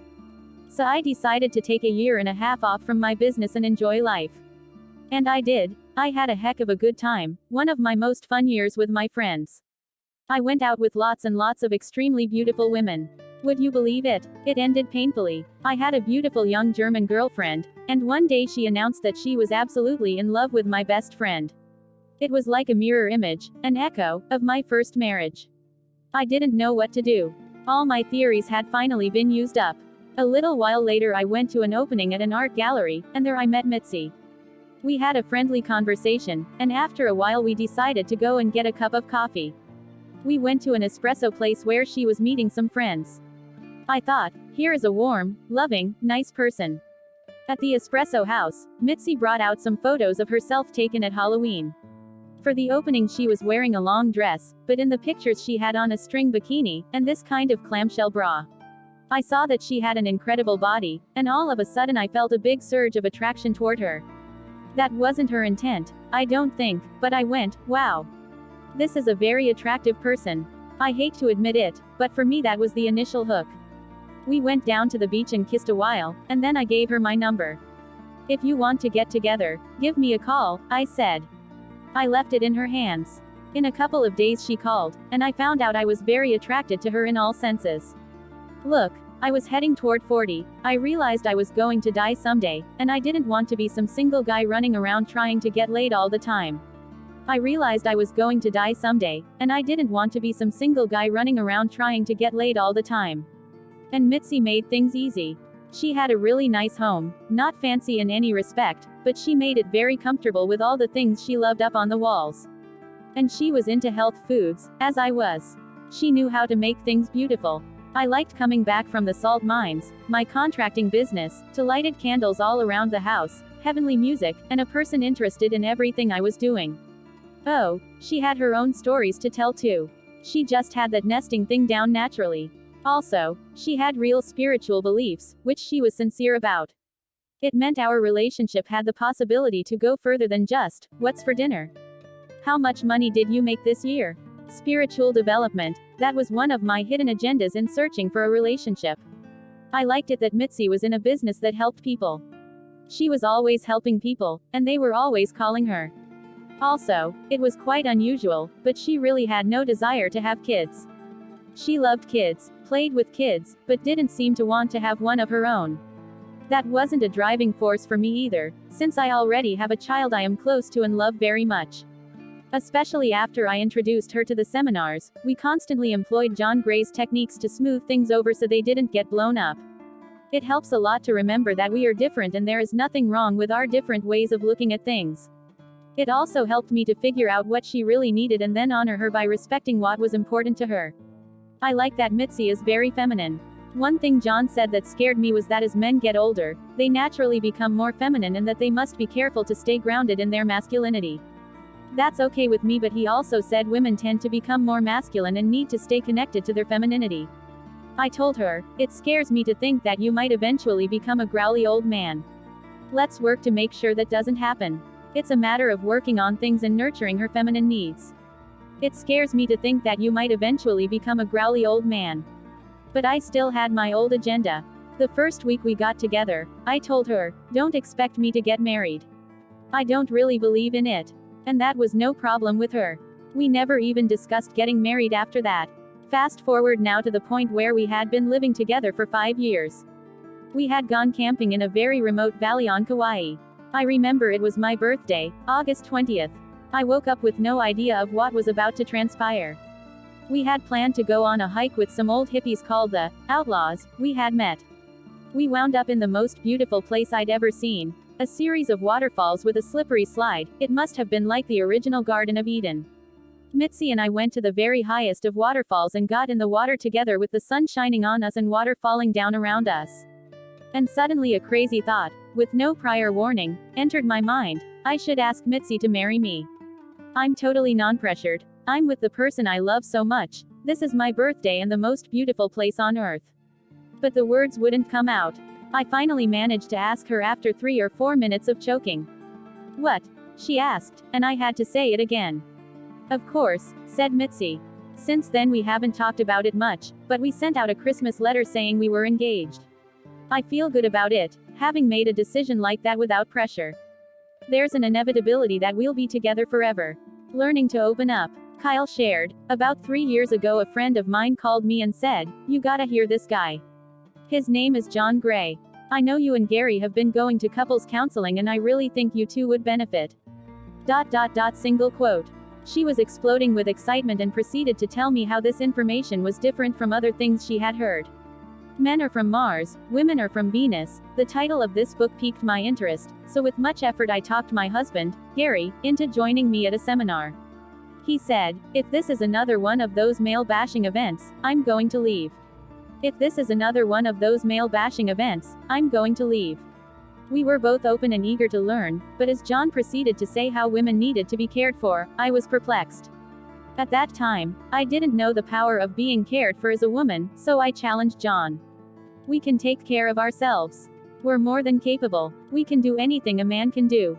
I cried, mustering up a lot of support from other women there. I could hear their faint cheers. John was gentle with me. He asked me to turn around and share my shirt with the audience. Bitch, bitch, bitch, it read in black letters across my chest. The audience roared with laughter. Then John explained, helping me tap into an important piece of the puzzle I was obviously ready to find. He told me that a part of my femininity was suppressed, so I could not allow myself to be cared for. I didn't realize how much resentment I was carrying around in my bag of hurts. My father had abused me physically and emotionally as a child, and being uncherished and uncared for by my father led me to develop strong masculine survival skills. I was out of balance. Watching my mother be abused as well solidified my behavior. As an adult, because of my beliefs, I had taken on some of my husband's job description in the relationship. And therefore his needs weren't getting met.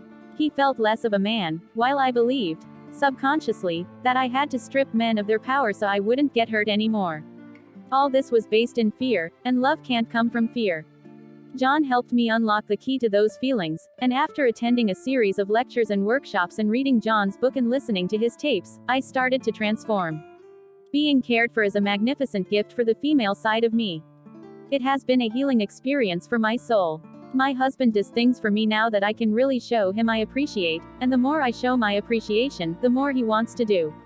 He toils for me now, and instead of feeling uncomfortable, feeling I should do everything and have no vulnerability, I find I really feel loved when I am cared for. The key is that I had to allow this to take place, learn to trust and let my defenses down. Instead of feeling uncomfortable, feeling I should do everything and have no vulnerability, I found I really feel loved when I am cared for. The result of learning to trust my husband was that I started to blossom. And by learning to trust him, I saw how he blossomed. By encouraging him, I found that he had leapt to new heights, and I started to admire him more and more. He began to validate and reassure me, and my self-esteem started to soar. I was recapturing that female part of me and bathing in it as if it were warm sunshine. I had no idea I could feel so wonderful. All the primary needs John taught us have helped us both grow in love. I discovered that there was no conspiracy to keep women down and controlled. It was just that men and women have different needs. We just have to find the willingness to discover and then honor those differences. I discovered that there was no conspiracy to keep women down and controlled. While I have learned to give Gary his cave time, Gary learned from John to listen to me without giving me a solution. He has told me that this was the hardest part for him. His job was to give answers, so when he was first learning to just listen, he would actually put his hand tightly over his mouth. This was really painful for him, though I found it funny. We practiced, Gary learned, and now when I go into my deepest, darkest place, called the well, Gary listens and comforts me. With his support and his knowledge of what I need, I come back up to the top extremely fast, loving and appreciating him more than ever because he listened. I have not only a better understanding of men but a better understanding of myself. Letting down my barriers and letting Gary in so that I can receive his love and share mine has been an enormous gift. It is a great pleasure for me to share the enlightening experiences I've had on my journey with John's work. Starting over, Robert's story reminds us to appreciate what we have. I met Doreen at a barbecue at my house in 1991. I had been divorced and single for about 10 years. I was 53 and ready to find a mate to share my accomplishments, to share the sunrises and sunsets with. Doreen had been married for 35 years in a marriage she described as terrible, horrible. She'd been divorced about a year when we met. "I'm not ready for a relationship yet," she said. "Fine. I'm a patient person." Within 3 weeks from that barbecue, we were living together. Not very long after that, we were married. Our relationship had no hidden agendas, no need for support. It was one of total giving. As far as material things were concerned, we had two of everything: houses, cars, furniture sets. Our agenda was to enjoy each other, our life, and our golden years. And we were financially comfortable. We were able to do it. I worked at a power plant and she is a patient advocate at a test site. We were both professionals, professional negotiators. Doreen was a nurse practitioner, a very intelligent lady, and a leader. Very quickly we had the bright idea to drop out of our commuter van pools and travel back and forth to work together. She'd drop me off at the plant in the morning and pick me up in the afternoon. It was super, because we could talk and chat together. I could see her Jeep coming down the road and visualize her bouncing up and down. It was really great. "Have you ever been to the opera?" asked Doreen shortly after we were married. "Nope, but I'm willing," I answered. "You've made my life," she cried. "I've never been able to find anyone to go with me." The first opera we saw was The Marriage of Figaro. I was hooked. I went out and bought 2 tuxedos. And let me tell you as an aside that after Doreen died, the San Diego Opera Company dedicated a performance of Macbeth to her, their loyal fan. When Doreen wanted something or wanted to do something, I could never say no to the lady. If it was in my power physically, mentally, or financially, we'd get it. And I know why. Because I had her such a short time. It was only 3 years, but if someone had told me it was going to be 3 days, 3 hours, 3 seconds, I would have taken it, because it was true love. I think the reason was that we were mature. We knew what we wanted, and that was to share. In her own marriage her ex would say they couldn't afford this or that, so she went on vacations all on her own. For myself, it was the same way. Everything I did alone. It was only 3 years, but if someone had told me it was going to be 3 days, 3 hours, 3 seconds, I would have taken it, because it was true love. So we started to travel. We had wonderful, wonderful trips, to Fiji, New Zealand, Australia, Cabo San Lucas. And closer to home we began searching for a place where we could live. Doreen didn't want to live in California anymore, so we bought an RV and took off. Arizona, New Mexico, Colorado. We went everywhere. And then one day I remembered a place I'd been. Cedar City, Utah. We took the RV up there and it was wonderful. There was a Shakespeare festival. Doreen fell in love with the place. As we were driving down the highway, suddenly Doreen said, "What's that?" Up on the hill was an unfinished 3-story log cabin. We had a realtor look into it and found out the owner was desperate. We offered him $80,000, and that was that. We had it. In June, Doreen's house in California sold. In July, my house sold. In August, we closed the property in Cedar City, hired a contractor, and made that place into a fabulous place, the only house in Utah with a bidet. On September 14, Doreen was diagnosed with dermatitis polymyelitis. On December 11, never having seen our finished home, Doreen died. It seemed like a cruel joke to me. I lost my total agenda, because my agenda was Doreen. I lost all sense of mission, of meaning. Doreen's funeral was on December 16. On December 21, the movers came to move me into the house. From her death until about July, I watched the O.J. Simpson trial, and that was the whole of my day. I gained 40 pounds, 5 inches on my waist. I had no desire to do anything. My only companion was our cat, Bobby, a wonderful friend to me.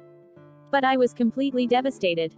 Doreen and I were set to play and I had lost my playmate. What helped me was a bereavement support group I heard about on the radio. I attended twice a week and learned there that it was all right to grieve, to cry, to feel. I didn't know how to grieve at all. I learned in the group that it was okay to be angry, to talk to Doreen at her favorite tree, to get into her Jeep and cry, even to write her letters. It hurt to do these things, but it was wonderful just to be able to feel. The grieving, I think, was a very cleansing experience. For a year I was like a hermit on a mountain, 3.5 miles from town on 20 acres, all alone. I let the grief wash over me like a huge wave. I had no distractions, no people to deal with. I did my grieving and was healed. I let the grief wash over me like a huge wave. And then, with Bobby's companionship and the support of the group, I was ready to move on and open my life up again. I sold the house and moved to Eugene, and I didn't look back. I met a lady there, and since then the grief and mourning have ebbed, though Doreen still lives in my heart. It was after Doreen's death that I picked up Men Are From Mars, Women Are From Venus and Mars and Venus in the bedroom. About 5 months after her death, I was able to concentrate and read them. And I saw us in the books. Totally. In fact, she would actually use some of the terms Dr. Gray used, like, walking on eggs. I saw her wave cycles. I could remember when I would go into my cave. And I knew I'd been a problem solver, a Martian with a spear and sword and shield, here to solve all your problems, fair damsel, oh, weak one. But Doreen was not weak, and as I read the book I thought, gee, there are things I understand now. Doreen always told me I was the only man who listened to her, so I found out I was doing something right. But sometimes we'd be going along with some nice warm fuzzy pillow talk, and all of a sudden it would turn into winter in Antarctica. And I'd wonder, what happened? It was because my Martian ego was there saying, I'll fix it, don't worry. That didn't work, and the book cleared it up for me. I could see from the book that it wasn't selfishness on either of our parts. It was just that we were ignorant of the intimate art of listening. Instead of hearing your mate, you listen. That's what the book showed me. The book and the words are a very strong solvent. They clear away, wash away, any type of ego facade, and also dissolve the feeling that it's wrong to feel. For me, they reinforced my new knowledge that in bereavement whatever I was feeling was all right. When you lose your mate, you feel you're no longer needed or cherished. And that's exactly what I felt. The lack of being needed.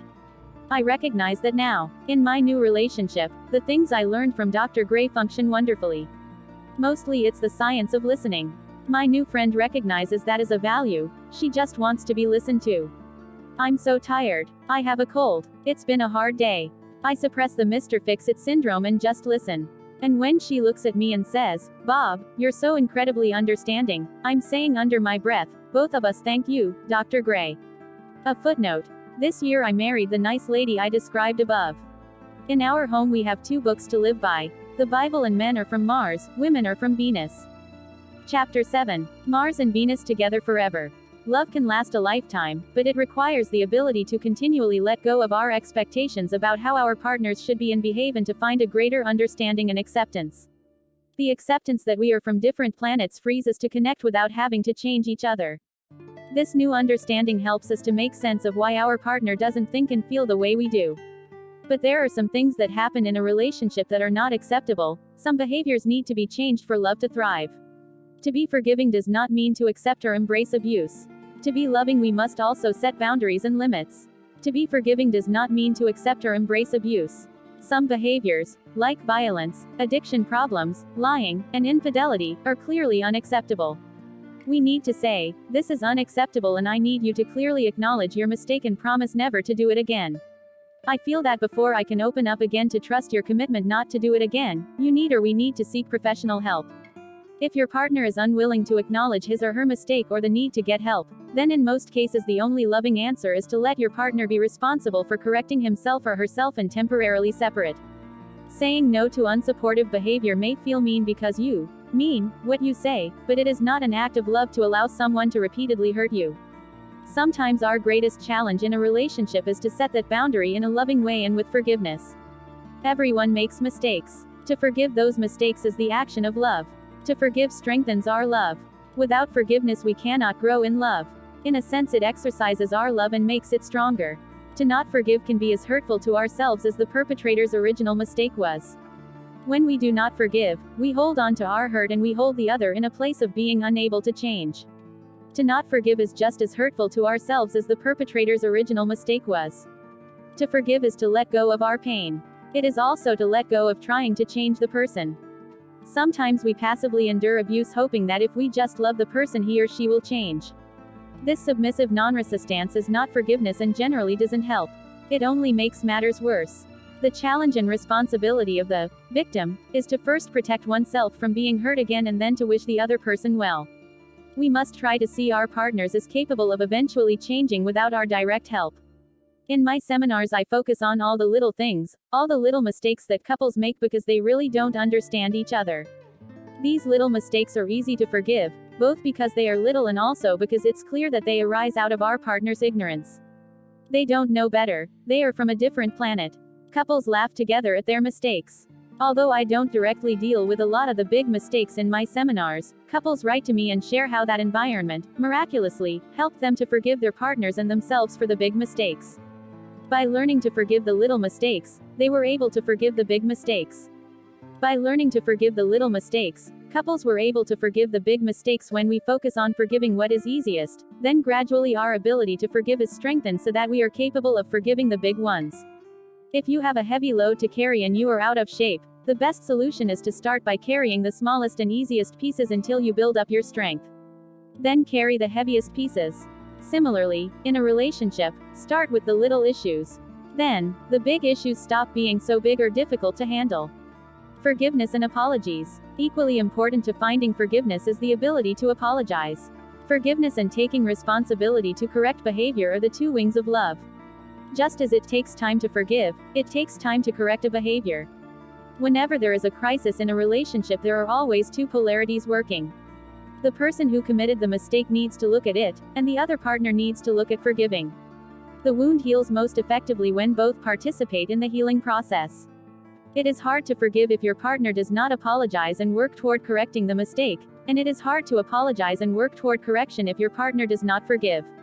It is unrealistic to assume that your partner will never make mistakes, just as it is unrealistic to assume that everything is easily forgiven. It is not. Sometimes forgiveness takes months, even years. To love is the willful intention to serve your partner according to his or her wishes and an openness to receive your partner's support when it serves your needs. To forgive is to acknowledge that you still wish to serve your partner and that you are still open to receiving his or her support in some way if it serves your needs. When we have been open to our partner's support and it does not come, then we begin to close down. We may wish them well, but it takes more time before we can open up to receive their support again. To forgive is to acknowledge that you still have goodwill and you are open to receiving support. To apologize is to say that you understand and validate your partner's response and acknowledge that you made a mistake that you intend to correct. An apology acknowledges unconditional responsibility for your mistake and a commitment to do something about it. An apology acknowledges unconditional responsibility for your mistake and a commitment to do something about it. In correcting your behavior, you are sharpening your ability to give and receive love. In forgiving a mistake, you are also creating the opportunity to open up and again give and receive love. In this way, forgiveness and responsibility go hand in hand. Unhealthy relationships. In an unhealthy relationship, it is usually clear which person is responsible, particularly when big mistakes are involved. There is generally a good guy and a bad guy. When this is the case, separation is the only answer. In such cases, the victim's only fault was picking this person to be with. Nevertheless, he or she still has a responsibility to find forgiveness. While the victim takes time to focus on finding forgiveness, the partner focuses on finding the resolve and assistance to solve his or her own problem. It is only after time has passed and healing has taken place that a couple can begin to examine whether it is appropriate to reconcile. How do you know if you should try again? No one can answer that question for you. You must listen to your loving heart. After healing, sometimes the answer is, I love this person, I forgive this person, they have changed but I don't want to be married to them. For others, a different answer emerges. I love this person, I forgive them, they have changed and I want to be married to them. Healthier relationships. As we become healthier and more responsible in our lives, the line between victim and perpetrator is not so clear. Even though a relationship is healthier, our partners can still make big mistakes. For example, when a woman has an affair, a man can look to how his own behavior has been a part of that process. Although she clearly has made a big mistake, having the affair or lying, his neglect of her played a part. Particularly with a new understanding of how men and women are different, he can see how in many small ways he contributed to the infidelity. It is not so clear-cut who is at fault. When this is the case, the healing can occur more quickly and couples generally get back together. In healthier relationships, it is not so clear-cut who is at fault. When a man is the victim, he needs to first withdraw and look at his feelings, but then he has to focus primarily on what part he played. As he gains more objectivity and a sense of responsibility, his ability to forgive will increase. This process is what happens when men begin to understand that men are from Mars and women are from Venus. A man may feel hurt, but as he hears one example after another of the mistakes all men make, he begins to lighten up and see how he contributed to the problem. This increasing objectivity helps him to forgive his partner. The more he can see his side of the problem, the easier it is to fully forgive. When a woman is the victim, it is the other way around. If she first has the opportunity to share her feelings about what happened, then she is able to gain more objectivity and see more clearly her part in the problem. The most effective way for her to find forgiveness is first to share all her feelings, and then receive an apology. At that point, after sharing more feelings, she is able to see more clearly how she contributed to the problem as well. Generally, when she can see that her contribution to the problem is greater than just innocently picking the wrong person, she will open up to her partner and the couple can come back together and experience greater love than before. It is important not to push a woman into looking at her part of the problem first. This would have the effect of minimizing or invalidating her feelings of being neglected. It is vital that she first be able to feel what she feels. After that, an objectivity can be gained that is also warm, loving, and forgiving. It is vital that a woman first feel what she feels. After that, an objectivity can be gained that is also warm, loving, and forgiving. When women understand that men are from Mars and women are from Venus, they experience greater forgiveness because they first hear that their feelings are valid. Then they are open to begin seeing how it is not just their husbands that make certain mistakes, but most men. After that, they begin to open up and hear all the mistakes that women commonly make. With this greater objectivity, a woman is able to see her part in the problem and forgiveness is much greater. How men heal. Generally speaking, men and women heal from wounds differently. Women usually need to talk more about their feelings, while men need some time to withdraw before they can, eventually, talk about their feelings. What opens a man up the most is the feeling that he is not a victim and that to some degree he can solve the problem. A man's greatest challenge is to take responsibility for his contribution to a problem. A man's greatest challenge is to take responsibility for his contribution to a problem. Whenever a man feels responsible, at least to some degree, he feels the power to change a situation. When a man is hurt, he first needs to pull away. After some time, having gained greater objectivity, he can see his part in the problem or see how he can solve the problem. With this awareness, his loving feelings can return. Sometimes to find that objectivity he may need to temporarily back off from the problem, take a vacation, wander aimlessly, or bury himself in work. In other situations, he may find a therapist and express his feelings through talking. If he can express and understand his feelings and see his part of the problem, then he can come back to feeling his love and forgiveness. How women heal. Women go through this same process but in a different order. To find forgiveness in her heart, a woman first needs to feel that her feelings are heard, understood, and validated. Having found forgiveness, she is able to back up and recognize more clearly her part of the problem. A woman's greatest challenge is to let go of her resentments and find forgiveness. A woman's greatest challenge is to let go of her resentments and find forgiveness. This process of communicating is ideally done in the presence of a trained marriage counselor. What a man needs to know is that no matter how authentic his remorse is, his wife will feel safer sharing her feelings in the presence of someone else. His willingness to seek help or see a counselor is in itself healing, for it acknowledges and validates her need for extra support to open up. In this safe situation, she will be able to share her feelings more deeply and the process will be more effective. The healing crisis. One of the most painful and challenging experiences in a marriage is infidelity. Yet, I have witnessed hundreds of couples heal the pain of betrayal and rebuild trust. With the assistance of counseling, they were able to find the forgiveness and change necessary to start over together, rather than stagnating in resentment. The length of time required to heal the hurt of betrayal tends to go hand in hand with how long the mistake was made. For example, if a man was having an affair for a long time, then the healing will take more time. The length of time required to heal a hurt tends to go hand in hand with how long the mistake was made. Taking the necessary time to forgive and heal can result in a much better relationship. The crisis of an affair can bring up such strong feelings and emotions that when they are expressed and heard, an enormous amount of love surfaces and couples fall in love again. Suddenly their love is more earnest. Having survived the crisis, their love is somehow more real, meaningful, and deep. Having passed a test, they have touched and felt true love, which is lasting and forever. Having survived the crisis of an affair, love is somehow more real, meaningful, and deep. It is truly lasting and forever. To hear these stories of healing automatically uplifts our spirits, for it reminds us of the enormous power of love. It gives hope and helps us to appreciate what we have. When one person takes a step to open his or her heart, it moves us all toward greater love. Let's look at just a few of the hundreds of stories I have heard from couples who have found forgiveness after infidelity and continued to grow together in love. Lisa and Stephen. Lisa told her story. Stephen and I lived together for a long time. We had been together for about 8 years, but we were both afraid to make the commitment to get married. Why? Well, both of us were afraid of failure, I think. I had come from a family where all my brothers and sisters had married and then gotten divorced. And Stephen had been married once before, when he was much younger. It seemed safer to both of us just to go on living together rather than risking failure, and to make that scary commitment to forever. But we started doing John Gray's seminars and listening to his tapes, and this feeling came over us that possibly we could make it, that we would have some tools to use when things got rough. We were still afraid, but we were talking about it, moving in on it. Then we actually agreed and set a date for our wedding. What I didn't know was that Steve was more afraid than I was. "There's something we need to talk about," he said to me one day. He was actually in tears, and I knew that whatever it was really big. My mind was racing. I thought someone had died. "Look, I've done something really terrible, Lisa," he said. And he told me he had had an affair. He was completely remorseful, took 100% responsibility for what he'd done. It was absolutely clear he felt horrible about it. And he told me, "I don't know what to do about it."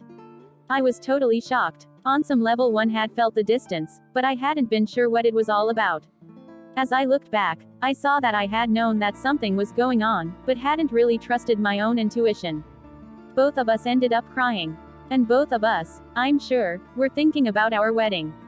Steve told me he felt he had to be honest and give me the option of calling it off. I have to admit, that did go through my mind. I was angry and sad and hurt, but at that point still absolutely sure that I wanted to get married to Steve. By this time, we had done 2 of John's seminars plus individual counseling with John. I'm sure, that's how Steve found the strength to tell me about the affair. He had more of a sense of integrity, of self-love, of not wanting to live a lie than ever before. Seeing how honest John himself was and is about his life, seeing his high standards and sense of integrity, kind of rubbed off on Steve, I believe. I don't think he would have told me about the affair unless he had experienced these things. But now, after the seminars, we both had the tools to deal with this crisis.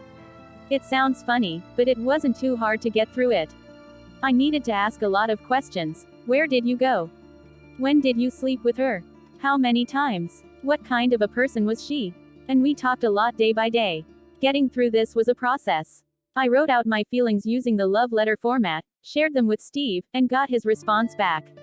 And believe me, that was very, very healing, because writing out my feelings made me very aware of the love underneath the anger and fear. It helped, too, to understand the overall differences between men and women. We both learned to stop giving what we wanted to receive, instead we knew how to give what the other one needed, and wanted. We understood that giving love was different for each of us, and I think that knowledge helped us to understand how it was we needed to be with each other. Without that knowledge, I'm not sure we would have recovered. What helped me to forgive Steve completely was that I knew he had already changed. Another thing that helped me to forgive Steve completely was that I knew he had already changed. He had stopped seeing the woman months before, and he had new information, new tools, even a new approach to life now. He was living consciously. So I was able to trust him in what was really a pretty short amount of time, and really to forgive him. It was surprising to me that it went so smoothly, but when I think back I realize that some of it had to do with something he told me. He said, "I actually thought about leaving you, Lisa, and going with her." But he hadn't done it. He had chosen me and had stopped seeing her. That showed me that he really loved and cared about me. A few months later, we were married. And it was a perfect experience. The weather was wonderful, the setting was beautiful, we danced under the stars on a cliff above the ocean. It was an evening of perfect romance. Romance is still important to us. We're both very romantic by nature. But we have a 2-year-old son now, and he's a very, very active Martian. So it's a little harder to have a completely romantic life, though the little things make a big difference. Steven brings me flowers a lot, and when he comes home, he finds me first before he goes to check the messages or the mail. He calls just to say hi, even when things have gotten pretty busy. Little things. Reminders to me of how much he cares. It's so wonderful to show Donovan at such a young age these ways of interaction. I'm so happy to have our positive, loving communication skills, not only for us but for Donovan, our son. Before we took John's training we yelled a lot, Steve would withdraw, and I would just panic. Here we are having a fight and he's leaving. Now we have positive, loving, open communication skills, and it's so wonderful to show Donovan at such a young age these ways of interaction. Steve and I are both convinced that we wouldn't have the life we have today if we hadn't met John Gray. We wouldn't be married or have a child now. John rang true for us, and we learned things from him we could begin to use right away. We both feel that we are amazingly fortunate. We were open and interested and needed to know, and John was right there for us, just at the turning point. Jerry and Matt. Jerry described the healing of her marriage. On January 18, 1995, I received a phone call from an anonymous woman. She said, "Your husband has been seeing a woman for a while and there is a child involved." Single quote. I hung up the phone and told my husband, who was sitting within earshot of the conversation. Initially, he denied the whole thing. Later, I lay in bed and finally blurted out, "If there is a child involved, it can't be forgotten." I still hoped that the whole thing was a prank. My husband finally got up enough courage to say that what I had been told was true. I remember feeling sick to my stomach and racing to the bathroom. Then we went into the family room to talk. I was truly amazed at how much love I felt for this man after hearing such a horrible confession. I had always thought that if my husband ever cheated on me, our marriage would end immediately, but this was not my reaction at all. He told me that the affair had started 3 years ago and that the physical intimacy had ended 1 year later, when he learned that the woman was pregnant. To make matters worse, I became pregnant not long after the other woman did, so any thought of telling me then was dashed. My husband had lived with the secret that he had 2 sons. Patrick, our own child, and Jason, his son with the other woman. The boys were born 6 weeks apart. For the first year of Jason's life, my husband had barely acknowledged him, but recently Matt had been given an opportunity to re-enter Jason's life. He was getting acquainted with him when I found out. My husband reassured me that the affair with the woman was over and that they were friends only for Jason's sake. I remember feeling surprised at his relief that I wanted him to stay, thinking to myself, why would he think that I would want him to leave? In the months to come, though, I truly questioned my own thought process, for I was not reacting the way I thought a person in my position surely would. I can only attribute my acceptance of the situation to the fact that my son had a brother out there. Also, Jason was an innocent party in this nightmare and did not need to be punished. I dreamed that I could forgive my husband and that we would include Jason in our family and live happily ever after. The reality of this dream has been very hard to handle, but not because of Jason. Matt and I were approaching our 9th year of marriage when I found out about this situation. We had had some problems, conflicts in work and earning styles, conflicts about whether or not to buy a house, a feeling that the excitement had gone out of our relationship, and our communication was suffering. We had gone to counseling and started seeing a new counselor about 6 months prior to the disclosure. I was wondering if this man I loved so much had outgrown me and no longer found me enticing. Little did I know that the secret weighing so heavily on him had little to do with me. Shock goes along with denial. You only go through denial because the truth is too shocking to accept. For me, the denial kept away the thoughts of my husband being intimate with another woman while coming home to me. I remember thinking that this is a mistake of the past, even though the horrible picture of him with her kept popping into my mind. I think Matt's denial was harder for him to handle than my own was for me. He had very deep shame and was convinced that just talking about the situation wasn't good enough. He was concerned that he had ruined whatever we had and that there was so much damage it would take years to repair, if it was possible at all. Was there enough core love for us to go on? Many times the conflicts seemed overwhelming to both of us, and there was even a time when we said we would go our separate ways. We both decided to stay, though the pain and grief was so great it seemed like a relief to be apart. I could not communicate with Matt without emotions, and he withdrew more deeply into himself. Still, we knew during this crisis that we did love each other and we were able to say so. I look back on those times and realize that we were actually communicating in a very Mars and Venus's fashion, trying to stay normal with work, with each other, and with our son. Was there enough core love for us to go on? We tried many different ways of getting through this crisis. I met Jason and found that he had a sister, Jennifer, who had been abandoned by her father. I felt very strongly about protecting the children, making sure they did not get hurt and that they knew their parents' love for them was unconditional. But I was struggling too, and of course Matt was as well. When there is a child from an affair, the other woman is still there. It's not an affair that can be forgotten easily, because the woman has to be dealt with if the child is to be seen. So my healing process was harder than normal. I often wonder about other women out there who have gone through this. I've talked with women who have experienced infidelity in their marriages, but none with children involved. I truly thought I was going to crack up if I didn't get away from the situation, and our therapist recommended a detachment, a designated time to be apart with a promise not to make any decisions about a breakup. After the detachment, we took our first family vacation together, and oddly enough I sank back into a depression. It was my first time alone with Matt and Patrick in a long time, and there were no distractions. My insecurities all flooded back. In a kind of half-hearted way, we prepared to go back to counseling, but about a week before our scheduled visit, Matt surprised me with tickets to a John Gray seminar. What a seminar! It was amazing how drastically different men and women think, and throughout the room you could feel acknowledgement of that thought. I slowly began to realize that it was not a matter of how much Matt and I communicated about the problem. The important thing was understanding what was being said. What a relief to both of us, and apparently to others in the seminar. Many of the points Dr. Gray made that day brought a sense of relief, for he focused on how we could better understand our mates and therefore feel safe because we were not living with a stranger. He used humorous examples of how to ask for what you want and helped us all to realize that it was common to have communication problems with your mate. The fear of asking, especially when it comes to sex, had been there for years with us. Dr. Gray was extremely graphic about what women and men want and don't want, and it helped tremendously that he had a wonderful sense of humor about it.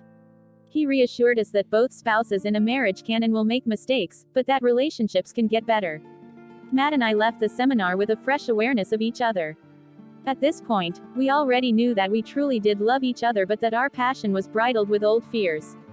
That day, I told Matt that I could put the affair behind us and that I wanted to get on with only us. And Matt surprised me with a special use evening that was truly wonderful.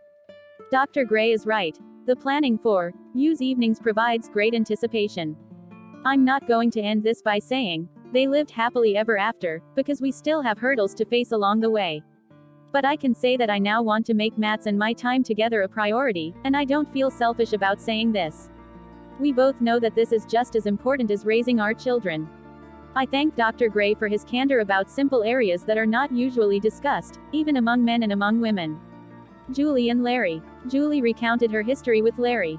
My name is Julie Ann. My husband's name is Larry. I am 25 years old and Larry is 26. We have been married for 5 years and have known each other for 7. We have a 5-year-old son. Here is our story. We met when I was almost 19 and fell in love very fast. I'd been dating a boy for the past 5 years when we met. Larry had long hair, a loud stereo, and my parents hated him. Since they would not accept him, only 4 months after we met we ran off to New Mexico, where my birth mother lived. I'm adopted. That was all a little crazy, so we headed back to Topeka, our hometown, where we found out I was pregnant. After that, I lived with my parents and Larry with his. That was hard. Soon after Josh was born, Larry and I were married, and were so happy. Our only problems were money and Larry having to work so much as a car salesman. Larry decided we should move to Kansas City, saying there was more opportunity and a better place to work there. He went and I followed, but I resented him so much for taking me away from my hometown. That was when our problems began.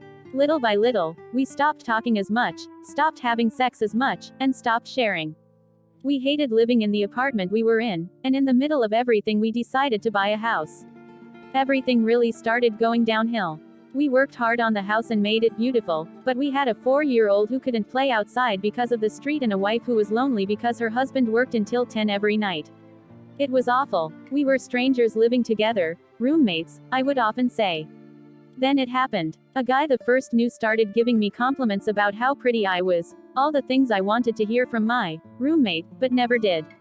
I melted. It made me remember that I was not a 40-year-old trapped inside a 24-year-old body. It was just so nice to feel young and attractive. When I talked to this man I forgot all about my home problems, which is what I should have been working on.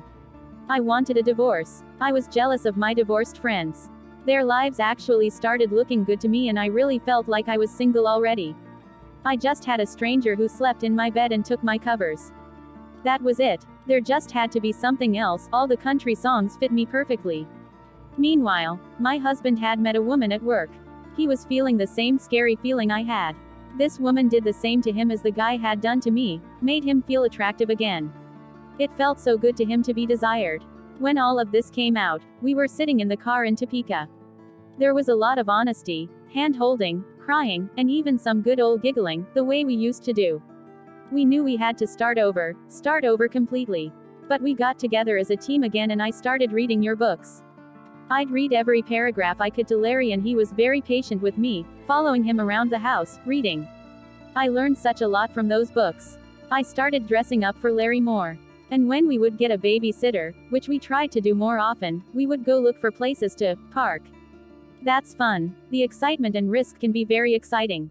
We took more showers together, and I wouldn't complain about the cold part of it and who always gets the warm water part. There was a lot of honesty, hand-holding, crying, and even some good old giggling. We knew we had to start over completely. Larry still works some pretty long hours, but I try to keep busy with the house and my 5-year-old. Then, when Larry gets home, instead of staring at the clock, I try to smile. We kiss first thing, and we talk. Every night. We stay home more too, instead of always going out separately with friends. We feel now as if we are as one, and when we go out we are really together. That is such a nice feeling. We have been through quite a bit in the 7 years we've known each other. It's been hard, but every part has been a lesson learned, and every day has been a new day ahead of us.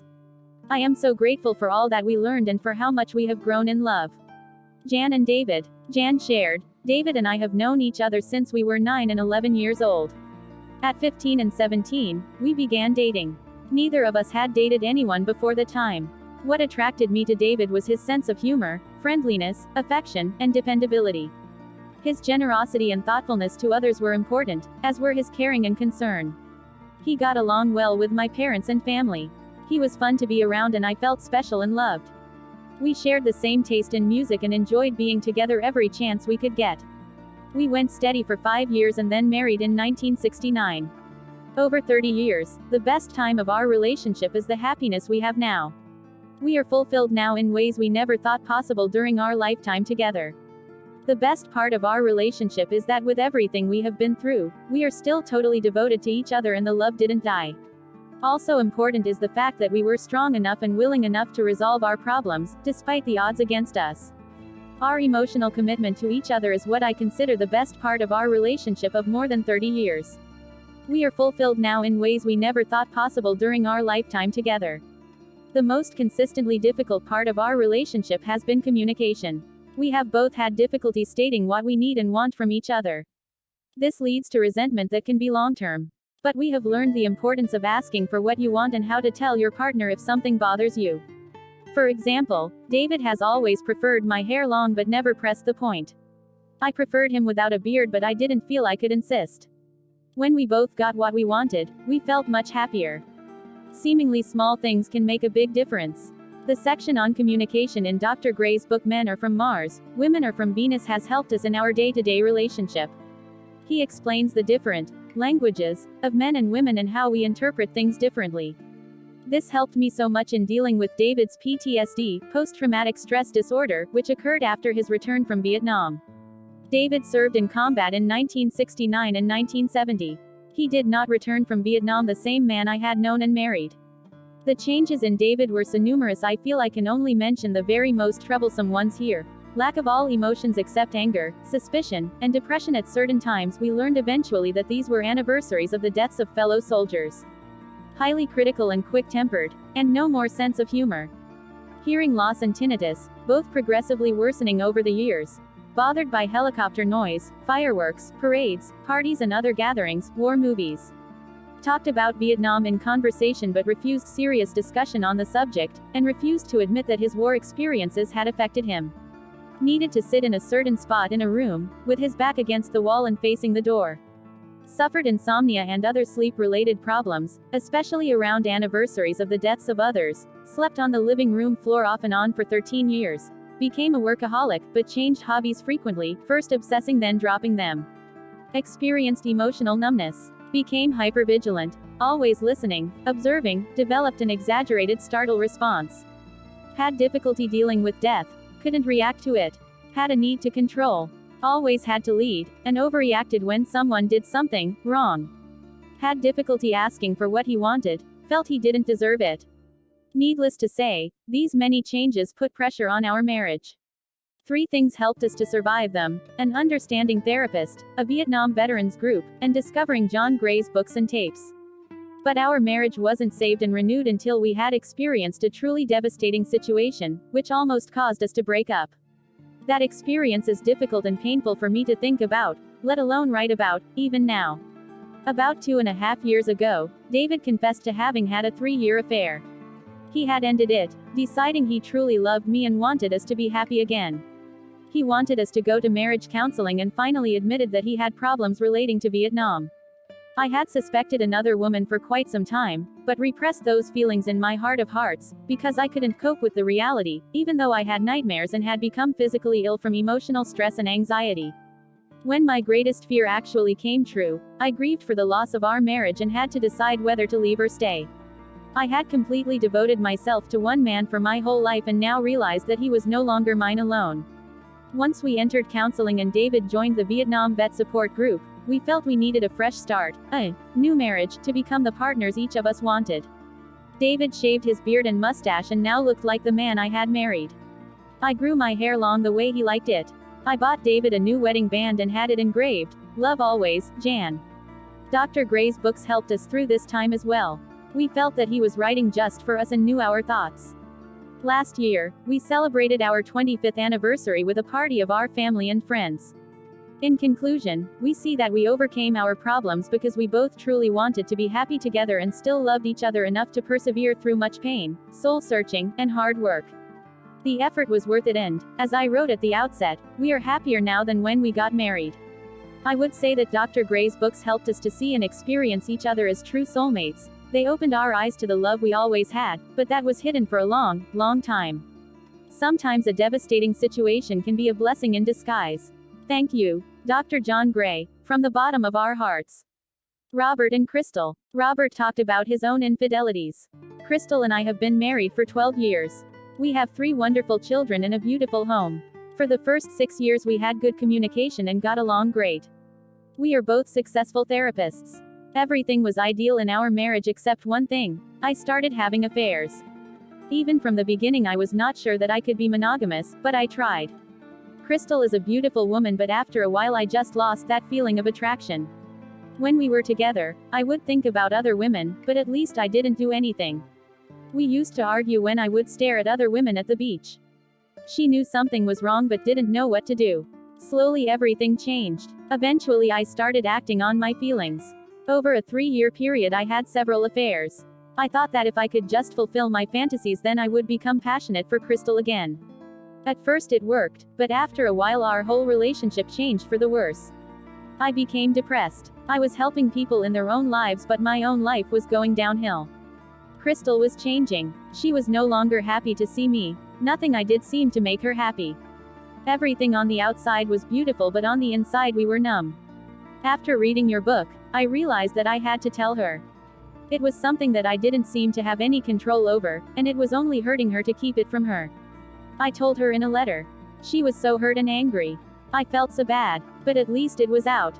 We went into counseling. She asked lots of questions about when and where. Lots of feelings were expressed. I did a lot of listening. It was a very difficult time, but she was gradually able to forgive and love me again. Her numbness lifted. Behind her feelings of anger and hurt was a beautiful, loving, and tender woman who needed my love, and I had betrayed her. Ironically, I had never felt so loved. Feeling sorry that I had hurt her caused me to feel again. I started feeling my attraction for her. But to fully heal and let go of her hurt and fear, my apologies, love, and attraction were not enough. She needed the reassuring message that I would never lie to her again or have an affair. Feeling sorry that I hurt her caused me to feel again. I didn't know what to say. How could I assure her? What if I once again lost my feelings of attraction? What would I do? My attraction for other women was still there. I could promise not to lie again, but I couldn't promise not to be attracted to other women.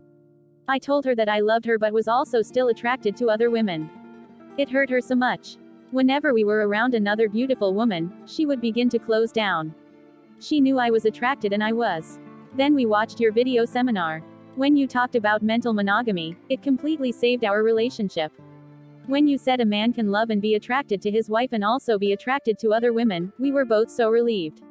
You said it was normal for men to be attracted to other women but that the secret to monogamy was learning to simply direct that energy back to your partner. It was the easiest exercise in discipline that I have ever done. Each time I was attracted to a woman I would simply imagine making love to Crystal. It was so easy, and it works. Now I am more attracted to Crystal than ever. Being monogamous is not a jail sentence but everything I want. 3 years later I am still doing it. If I start getting turned on by another woman, automatically I start fantasizing about my wife. I love it. I am a very visual person and now my wife is my ultimate fantasy lover. I feel like the happiest man in the world. Nancy and Bill. Nancy told this story. Bill and I got along very well from the start, which meant that we drank together really well. We quickly moved in together. I believe God put 2 drunks together to get them sober. Very soon, Bill was picked up for creating a disturbance while intoxicated, and I sat up all night long, thinking, wondering. Do I stay in this relationship or do I leave? What's the right thing? In the morning I went to jail to pick him up. He looked terrible. What do? I asked him. Bill didn't hesitate for a second. Take me to an AA meeting, he said. So I did. It was our first AA meeting. Neither of us had had anything like God in our lives or any kind of higher being. But as soon as we walked in, I knew this was where we belonged, both Bill and me. All my life I had been searching for a God of understanding and a place where I knew I belonged. In AA I found those things right away. I believe God put 2 drunks together to get them sober. 6 months later, Bill and I were married.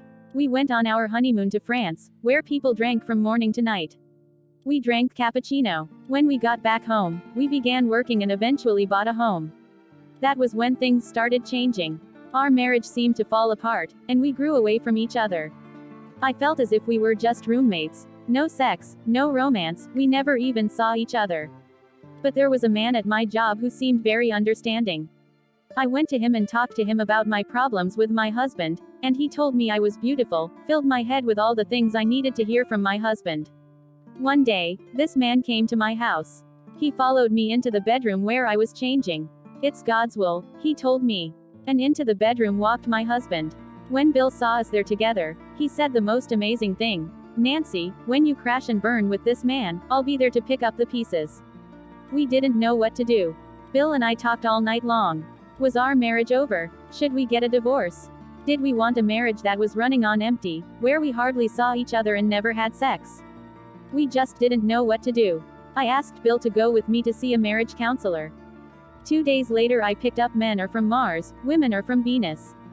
We'd been planning a vacation, but after reading the book, I said, let's change our plans and find a way to talk to Dr. John Gray. I just think he can help us. Whatever you want, Nancy, said Bill. I don't want to see our marriage ending this way. We went to a John Gray seminar, and just sat there with our mouths agape. Dr. Gray spoke about what I needed, what I, Nancy, needed, to feel loved. Just listen to me, Bill. Don't try to fix my problems. Just be there for me. Just listen to my day. Before that seminar, Bill would say, Nancy, what can I do? Now he just listens to my day. And I learned to show him my appreciation for all the little things he does for me. I learned about the 5 things women and men need to feel loved.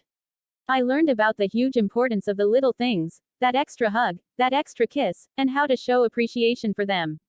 Everything I heard made me feel awe. It was just what both of us needed to hear to save our marriage. I had almost thrown away everything I had been looking for almost 30 years, and here, at the seminar, I was getting it back. Both of us were. That weekend, Bill and I fell in love all over again. After the seminar, we made love, and it was probably the best lovemaking session we ever had. The seminar changed everything for us. The best thing is that I'm just about to start a new job I really love.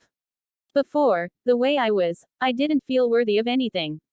But the combination of AA and John Gray's teachings helped me to love as I love right now. It's a dream come true. This Christmas I decided to do something really romantic for the two of us. My husband is the cook in our family, but I decided I was going to make a real Christmas dinner. I made all kinds of side dishes. I baked a ham. I had to make a lot of phone calls to get it all right, because I'd never made a dinner like that before and I didn't want to ask Bill. Then we put on a Neil Diamond album, lit candles, and sat down to dinner and to talk about our blessings. This Christmas we just looked at each other across the candles and experienced gratitude for everything that had happened. My parents' relationship was very dysfunctional, but my grandparents were together for over 60 years. I always prayed and swore that I would be like my grandmom. Every Christmas my grandmom gave me a porcelain clown, as a kind of a family tradition. This Christmas my grandmom died, but Bill gave me a present, and when I opened it, there it was, a porcelain clown. So the tradition is alive, and my grandmom's spirit is in my family. And just like my grandparents, Bill and I are going to be together until we die.